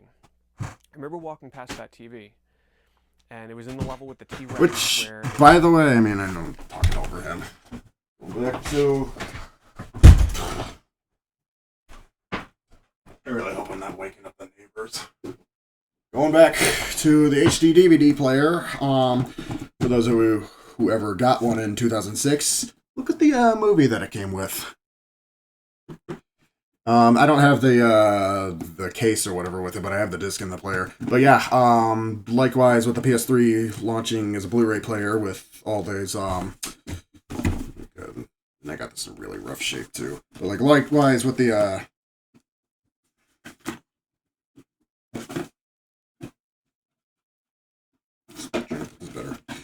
with the PS3 launching as a Blu-ray player and bundled with copies of Talladega Nights, the 360 tried to copy the competition by launching the HD DVD player with Peter Jackson's King Kong. Not a bad movie, although I didn't realize at the time, or I didn't realize going into it, it's a 3-hour movie. It's a beefy long one. I didn't realize it would be like Titanic Avatar levels of long. So you're probably, if you don't have the whole attention span for it, you're probably better bet is just to play the game. So it's just raining outside, and you see the reflection on the stones. The okay, we gotta wrap this up. I want to get all the reflections from in before we get to the midnight hour. How funny everything that was I minimal only and meant for planned. this Don't part to forget, go, you know, before this or on the this PS2 first and part to go stuff, like 3-ish most hours, a game so. like this in an outdoor jungle environment, most of this kind of stuff Does anybody is even static. There might remember be a this tree moving movie? here or there, This but didn't get a VHS seeing release as far as I know. I everything think this was like too everything late in lit up 2005 to and get a VHS release. It blew my mind. I was like, how can graphics in games ever get better than this? You know, of course they did, but at the time, Yeah, we said the same thing about it was GoldenEye. also really, the game played great. There was no HUD. This is actually, it was very unusual for games during this time. Yeah, this is a game that went like nobody was talking about it to suddenly being discovered and it being really good. It's probably why I went up in price, at least on 360. And yeah, the game was a little bit sort of repetitive and the puzzles were very rudimentary. And It does have Jack Black and Adrian Brody in it. They do reprise their roles. But it was overall a really great package. One of my favorite launch games for the Xbox 360. Okay, and then when it comes to It wouldn't be one releases, of those games that I'd pick up slightly at started. launch, There but was like I'd pick sports up releases later. and other games, but those are the ones that I owned or had played at some point. Let me just briefly talk about the launch of Xbox Live Arcade. That was probably one of the biggest moments for the launch of the 360 for me because it really brought in this sense of online connectivity, playing with friends. Because yeah, you know, you were able to play big name releases on Xbox and PS2. You know, even as far back as Dreamcast, like Phantasy Star Online or something. But there was just something about being able to pay a few dollars back when, you know, the most expensive game was $10. And Again, OG Xbox had Live Arcade, but 360 perfected it. Like Gauntlet or Smash TV. I don't even know how it would have worked on OG Xbox. 4-player co-op, 2-player co-op. You know, one of my fondest memories was playing Robotron with another friend, where the 2-player online co-op was one of us moving the character and the other one moving the direction of where you would shoot. Oh, you know, so like sharing twin sticks online. I picked up almost all the releases. That's a bold choice. Like the first year or so, and I didn't know you could do that with Robotron. I gotta look into that. Unique online experiences for a very cheap and affordable price that, you know, the original Xbox and PS2 didn't have. You know, over PS2 time, at least. it got oversaturated because, of course, at the start of 360, they were released in. When did all those indie games start settling in? 2 games a week or whatever it was, but eventually it just became too much to keep up with, and. Well, yeah, I mean, anybody who could make one could sell one. Anyway, it wasn't until December 29th that we got, finally, another retail release. So it was over a month before Xbox 360 owners were able to purchase a new game, which was Dead or Alive 4. I was looking forward to it. I wouldn't say I was the biggest fan of Dead or Alive games or fighting games in general at the time, but it was just really just after Christmas, too. That bites. A new game for my 360. And I didn't have to wait quite as long as some people because I picked mine up.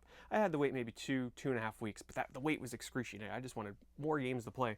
Graphically, Dead or Alive 4 was awesome. Yeah, I mean, imagine having a whole launch lineup, you know what I mean? good as this 360s was, and then waiting a month and you only got one game. Granted, if the one game's Dead or Alive 4. I think it was full auto on the 360, but you know what? I don't want this video to go on too long. If you guys want to hear we're crunching for time now. About games such as I got one more video after this, and then we'll finally get into games. I promise. For anybody who's still lurking. That was one of the next games that you had to wait forever to get. Anyway, leave a comment below. Let me know if you enjoyed this. Thanks for the quick tips, Pete. If there's enough demand, I'll make a second part where I'll just continue into, you know, 2006, 2007 time of Xbox. That's for another time. Once Oblivion came out, people were like in heaven. So anyway, guys, thanks so much for watching, and I'll see you in another video soon. Oh, we're not done with G4 content yet, by the way. It's 80 times more powerful than its predecessor. This was a good retrospective show, even for its time. G4 had some awkward shows. This was one of their better shows. This is called Icons. I remember watching this a long time ago. Everything's ready to go for you. We weren't driving toward a spec. We weren't driving toward marketing campaign. We were driving for how do we make real games as good as they possibly can be. Oh, there might be a little bit of repeat footage that we've seen. This is the last video we have. On Earth is our market. Our strategy is to provide a great platform for game creators to do their best work. And I don't think there's any Adam Sessler in this one, so don't worry. And this is its story.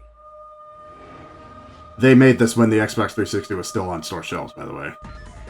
So, there's a lot of good episodes about this. There's some awkward episodes. There's one where they did about Yuji Naka that's aged like milk. The software giant Microsoft finds itself playing a role that it's not accustomed to, the underdog. On Xbox One, our goals were pretty simple. It was beat Sony. I don't remember or think that Seamus Blackley worked at all on the 360. I think he was just kind of there for the beginning of the OG Xbox, and then he just kind of left after that. Installed base by the time we hit the streets. They'd been out about 18 months before we launched.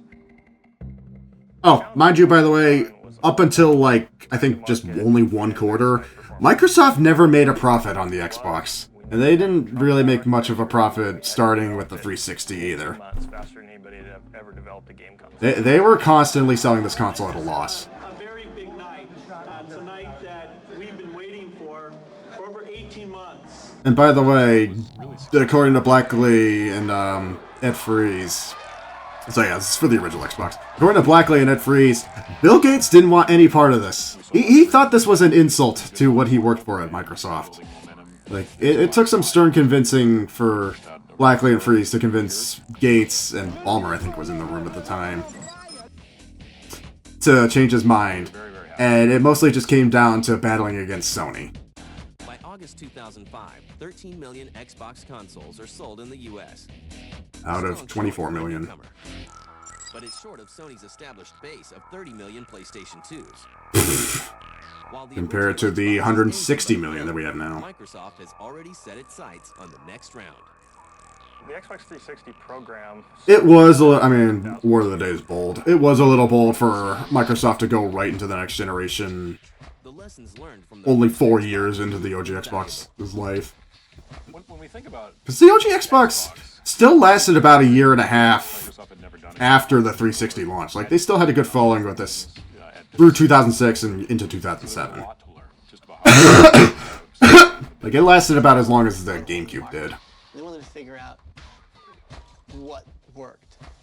The PS2, on the other hand, wouldn't die until the fucking PS4 came out. Actually building a successful business on the financial side and building a bigger ecosystem where more of our partners could make profit. One of the big lessons we learned from Xbox was being more of a worldwide company. Xbox was kind of a US-centric product. I mean, And rightfully so. Members that got together and built a product. Because how the fuck do you market that thing in Japan?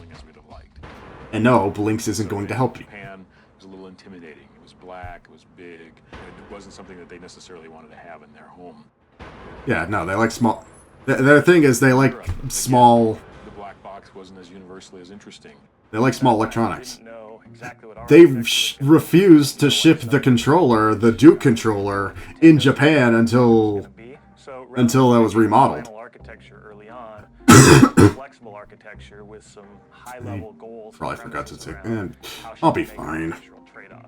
We got all together and said, how can we build the best overall product? And we went through a process of time where we actually sat down and developed a plan, basically a 30-page document that said, here's what we'd like to build. And we did that in the context of a worldwide product. How do we address the Japanese market? How do we address the European market? How do we address the US market? How do we look at other regions? Well, RPGs for the Japanese, of course. How do we make it great for the hardcore gamer? As the Xenon team puts together a game plan for Xenon. the Xbox 360, Microsoft starts looking for the next generation technology that will power it.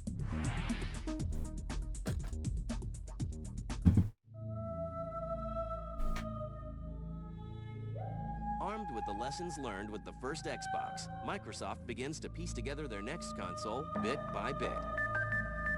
We wanted to be second to market again. So what that meant to us was that we felt we had to be ready in 2005. It's important for Microsoft to come out first because if they want to beat Sony, who's the market leader, 2 generations in a row, they need I mean, to be fair, they probably didn't even need the head start, considering how much Sony fumbled out the gate with the PS3. Yeah, I'd say between the two, if it wasn't for the hardware failures, Microsoft definitely would have had the better launch. It's a really Yeah, Sony caught up in the end. Always balancing this ultimate design. It's about how you finish, not how you start, though. Technological constraints, schedules constraints, all these things can affect what you can do from a design standpoint. So you look at things and say, well, this is the ultimate experience, and then we go over to the hardware team. They say, oh my goodness, if you do that, that adds 2 cents. We saw this earlier tonight, didn't we? Oh well, 2 cents times X million is a lot of money. Well, there's some basic features, if you will, that we want in all of the 360 games. High definition games is one of them, for example. Games that look great in 16:9 high definition. Games that have full. I do like, I like that this was the one generation where it kind of had the best of both worlds. Like, if you didn't have the HD stuff, they gave you that option. If you did, they gave you the other option. Now it's just either all or nothing. All sorts of things changed. Well, then again, Nintendo didn't give two shits about this until the Wii U. And obviously the experience of the gamer received changed as well. We're now on the next The war never changes. shift, which is really from 3D to high def. Which was a big thing at the time. I mean, if the 90s was all about, getting things in 3D, this was getting things in HD.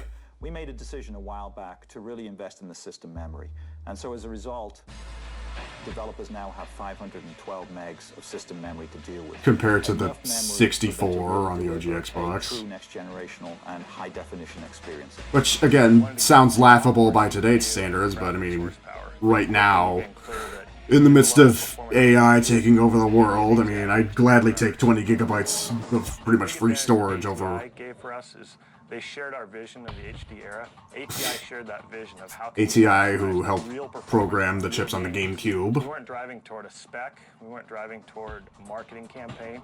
We were driving for how do we make real games as good as they possibly can be. And then once you're ready to go for HD, The CPU, 3.2 gigahertz, the GPU at 500 megahertz, developed by ATI. At the heart of the Xbox 360 It are says three here. IBM CPUs that, when combined, are 80 times more powerful than Oh, there's those red rings again. There they are. A bunch of different suppliers, mainly because of the efficiency of their architecture. I don't have Efficiency, I mean the technical know-how to even open up my 360. Not that I'm ever going to. I'm leaving this thing. They're professionals. They were willing to work with us in terms of giving us control of our own destiny, in terms of silicon manufacturing, if we can control that. So you want to find a partner who's willing to work with you in that. I still feel like, and I want to make this point earlier, I still feel like this is at the time where capacitors were still kind of faulty, as shown with my OG Xbox. all this newfound power as easily as possible. A real asset that we built. So, I mean, that probably also went to the hardware failure. If they had faulty capacitors and, like, faulty stuff. Microsoft's also done a really good job of supporting third-party developers. Ubisoft, THQ, EA, and Activision, and they all have said Microsoft's been really helpful. Yeah, we did see this earlier, but... Also, efforts are Ah, there's the booth, babe. I have that picture. I got that picture in the reel. Game developers has been a tough group for us because we haven't been as successful in Japan. But I think we're doing some really smart things now. We're forging some great partnerships with some of the best historical Japanese developers. Yeah, they got... as the creator of Final Fantasy, is going to be doing 2 individual proprietary pieces of intellectual property that will be exclusive for Xbox 360. Lost Odyssey and porting Final Fantasy XI. Favorite developers, we all love things like Space Channel 5 and Rez. Rez HD, which ended up on the 360. For his work on Resident Evil. They've done a good job getting Resident Evil 5, And through it all, which didn't that come out until like 2009? On Xbox One, I met Bill 2 times in 2 different meetings during the course of a 4-year program. On Xbox 360, for the first year of the development, Developing the blades. Almost once a month. He was so excited about the product that he just wanted to get involved and wanted to be down here on the Millennium campus helping us. While Microsoft works Knowing on what we do insides of the now. Xbox, it focuses an equal amount of attention on the outside. They weren't always smiling behind the scenes as they were in front. that it worked that well. Yeah, can you imagine the Xbox 360 looking like one of those clamshell things you find in like a McDonald's meal? The Xbox 360 Yeah, is shaping up to buy be an a Xbox 360, it looks like a fucking Microsoft Big wants to Mac make sure that its cardboard new system's box. appearance reflects its amazing abilities. Started with this guy, which was a really wonderful box. It worked. Never any redesigns for the OG Xbox. Not even for Japan, huh? In terms of design aesthetic. It's like the one Xbox that they just couldn't redesign. If we think about Japan and some of the issues we've had in Japan as regards the... Well, yeah, because the thing is the size of a fucking VCR. The core issues has been the design of the current Xbox. That system was gigantic. It was heavy, and it didn't appeal to anybody but Americans and a few Europeans. It was way too big for the Japanese market, and Microsoft tanked in Asia. Tanked. I mean, it didn't Atomic seem bad, bombed but it's so even. horrible. Is all, So the like, criteria I laid out for the brand team at that again, time was they wouldn't ship that original Duke controller. satisfy the Japanese gamer.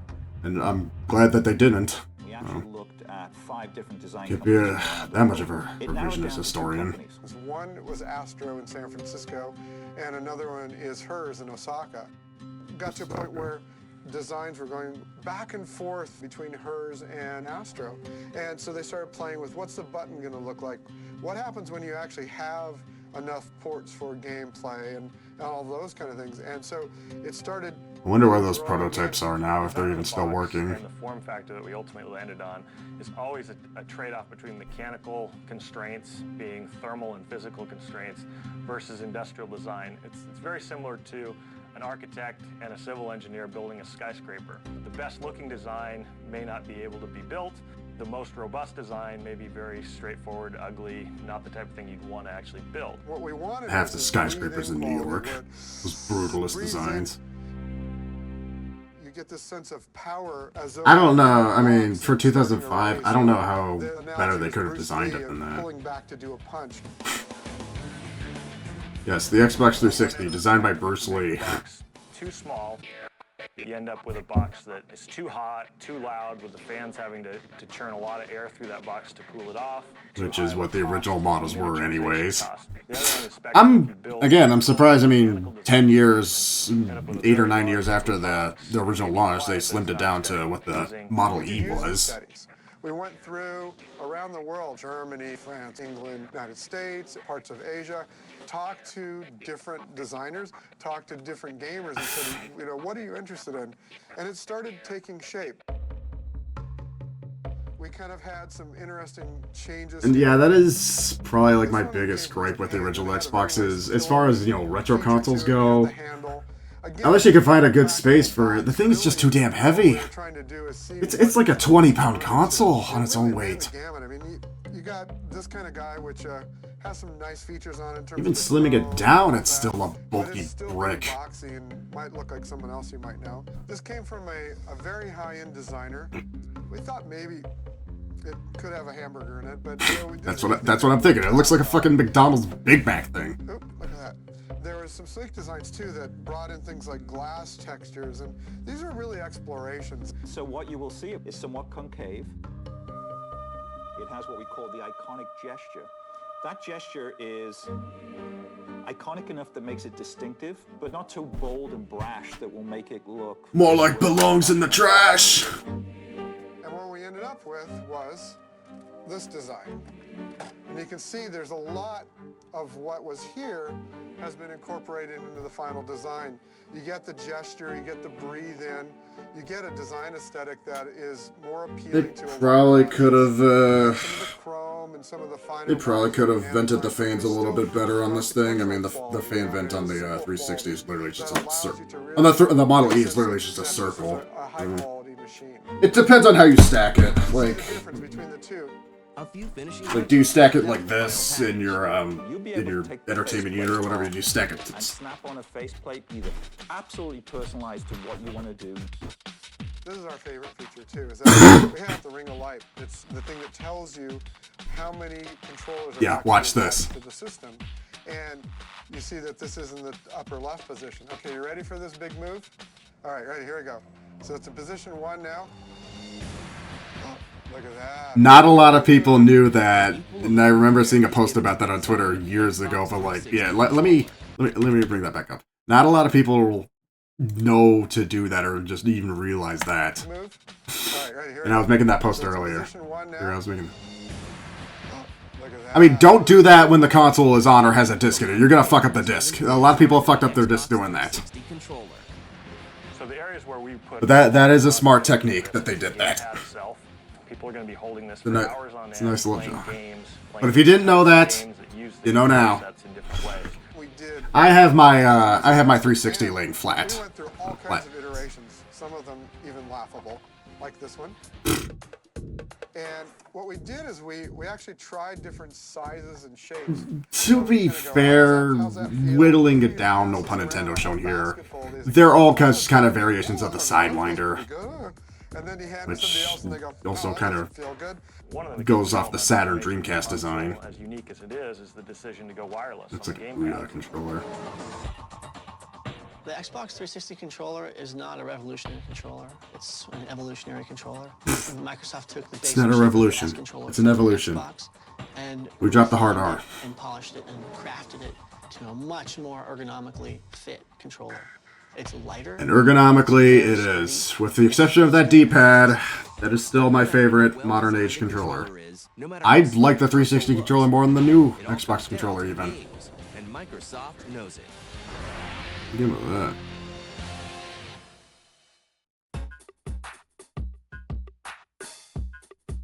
Microsoft knows that having a solid launch lineup can play a big role in the success Oh my of god, the all Xbox those 360, kiosks. and that's why it's pulling out the big guns. The world's best game creators are building experiences on our console that satisfy gamers and actually reflect the change that our industry and that the consumers are They facing. barely showed any gameplay footage of that Perfect Dark Deathmatch in that first video that we watched earlier today. Just realizing that. I'll show you the gameplay of that Perfect Dark Zero. EA games, all franchise games, Madden, Tiger Woods, FIFA, all that. They really show off the Xbox 360's power. Well, I think the key is going to be the game. I'm gonna be absolute dog shit at most of those sports games when we play those. Finally, Rare in the UK will come to bear on this platform. Oh, Perfect Dark Zero. The GoldenEye team have been working on Perfect Dark Zero now for... You guys really should watch that Matt McMuscle's What Happened video on Perfect Dark Zero. It's a good, Cameo elements of power. better explanation of what I was trying to say. Project Gotham Racing 3 are all some of the best games on the system in terms of both playability. Yeah, they're the best games because they're the only games. Get a glimpse of the new system and its games at E3 and It's like the launch of the N64. Mario 64 is one of the best games on the system. It's one of 2 games that fucking launch with the system. We wanted to show people what great games we're going to have on the platform at launch. When we came to XO5, we were relieved. XO5. God, if I could find I forgot to do that. 'Cause that's how they launched like the original Xbox. including a major upgrade to Xbox Live. So, to start off the experience, we've got this new great button. Yeah, XO. I forgot to. Damn. It not only helps you get through your I dug as deep as I could. I think I got, good enough for what is essentially 4 hours. 4 hours and I'm still feeling fine. There are 4 blades. There's a live blade, Blades. games, media, and system. And they did add another blade later too. So that blades that launched with the console did eventually get updated later, obviously. Marketplace is a place where you'll be able to download new gamer pictures. It just feels so foreign. Themes that go with your faceplates or just themes. And yeah, the point, like the media center, you can connect your thing to a Windows XP PC. Achievements, big. It's stuff that we feel like we take for granted now that just feels brand new at the time. So you can hook Which in an iRiver. Also, you can plug in a camera, set up a slideshow, play music over it. In Xbox Which most of the stuff you can still do if you have the technology. I don't have a Windows XP based PC anymore, but like if I did get one, I'd want to see if I can still connect it. But if you're a really Heck sick. gamer and you really Game and launch. play hard, I didn't add any live arcade games for the launch wheel. I just stuck with what released physically. In 2005, Microsoft tries a new approach to pricing. So there are 2 versions of the Xbox 360 product. First version is the Xbox 360 core system, Which a low-cost value system. respectable at the time. I mean, it's kind of mainstream now. I mean, obviously it's not adjusted for inflation or whatever, but like. The Xbox 360 system, on the other hand, was optimized to have everything you need out of the box for a great gaming experience. Like, adjusted for inflation, how much would this be or whatever versus... Consoles are too much these days. Like, even the Switch 2, $450 USD, and that's gonna go up in price too. Like, everything's just gonna go up in price. We're not gonna see any price cuts for any of these consoles. Any of these new consoles, period. This is where you'll see a price cut, like, 5 years or whatever in. And again, by the end of the console's life, I was literally getting these from GameStop for free. Xbox 360 takes its first steps into the world. Microsoft is already preparing for the future. The 360's primary upgrade path is the software architecture that we've designed. It's designed Title to be scalable updates. and upgradable. On the hardware space, I mean, finally we're in a generation where the games that launch or the games that ship on a disc no longer need to just be 1.0. Like, they can finally be updated over the internet. So, you know, that's ending the problem of game glitches for the most part, or at least significantly reducing them. People are going to take control of it, and the community will start driving it, and they'll grow. That's why for this generation, though. It'll turn into something that none of us expected. Yeah, we're going after people. People on our We're going after you. Our strategy is to provide. You're gonna buy our console. For game creators to do their best. You're gonna buy this. It's that simple. You're gonna buy this. Obviously, they want to do well with the system. They want to hammer Sony in all of its sell points. They want to kick their ass in online. They want to kick their ass in the interface. They want to have a bunch of great games. They want to get out there a year. And the PS2 still conquered for the next year, by the way. They want to be the #1 console maker in the market. I'm really excited about seeing the launch. And they never were. They never really were. I mean, in between the generation between PS3 and 360, Nintendo still won that generation. They had their advantages, but amazing to me. One more. You guys still awake? Because it's almost game time.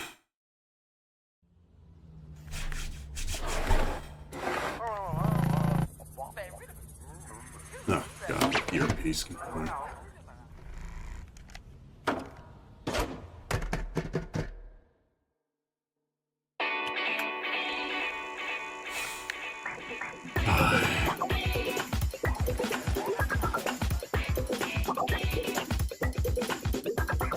It starts now. Well, let's jump in. Folks, that was the first part of our long night together.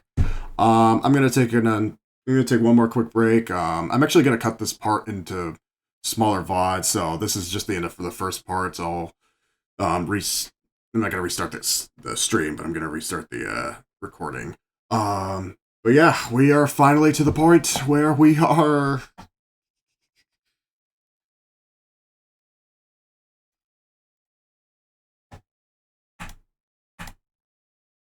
It's lunch meal time. Yeah, so again, give me 5 whatever minutes. Let me go to the bathroom, let me get freshened up.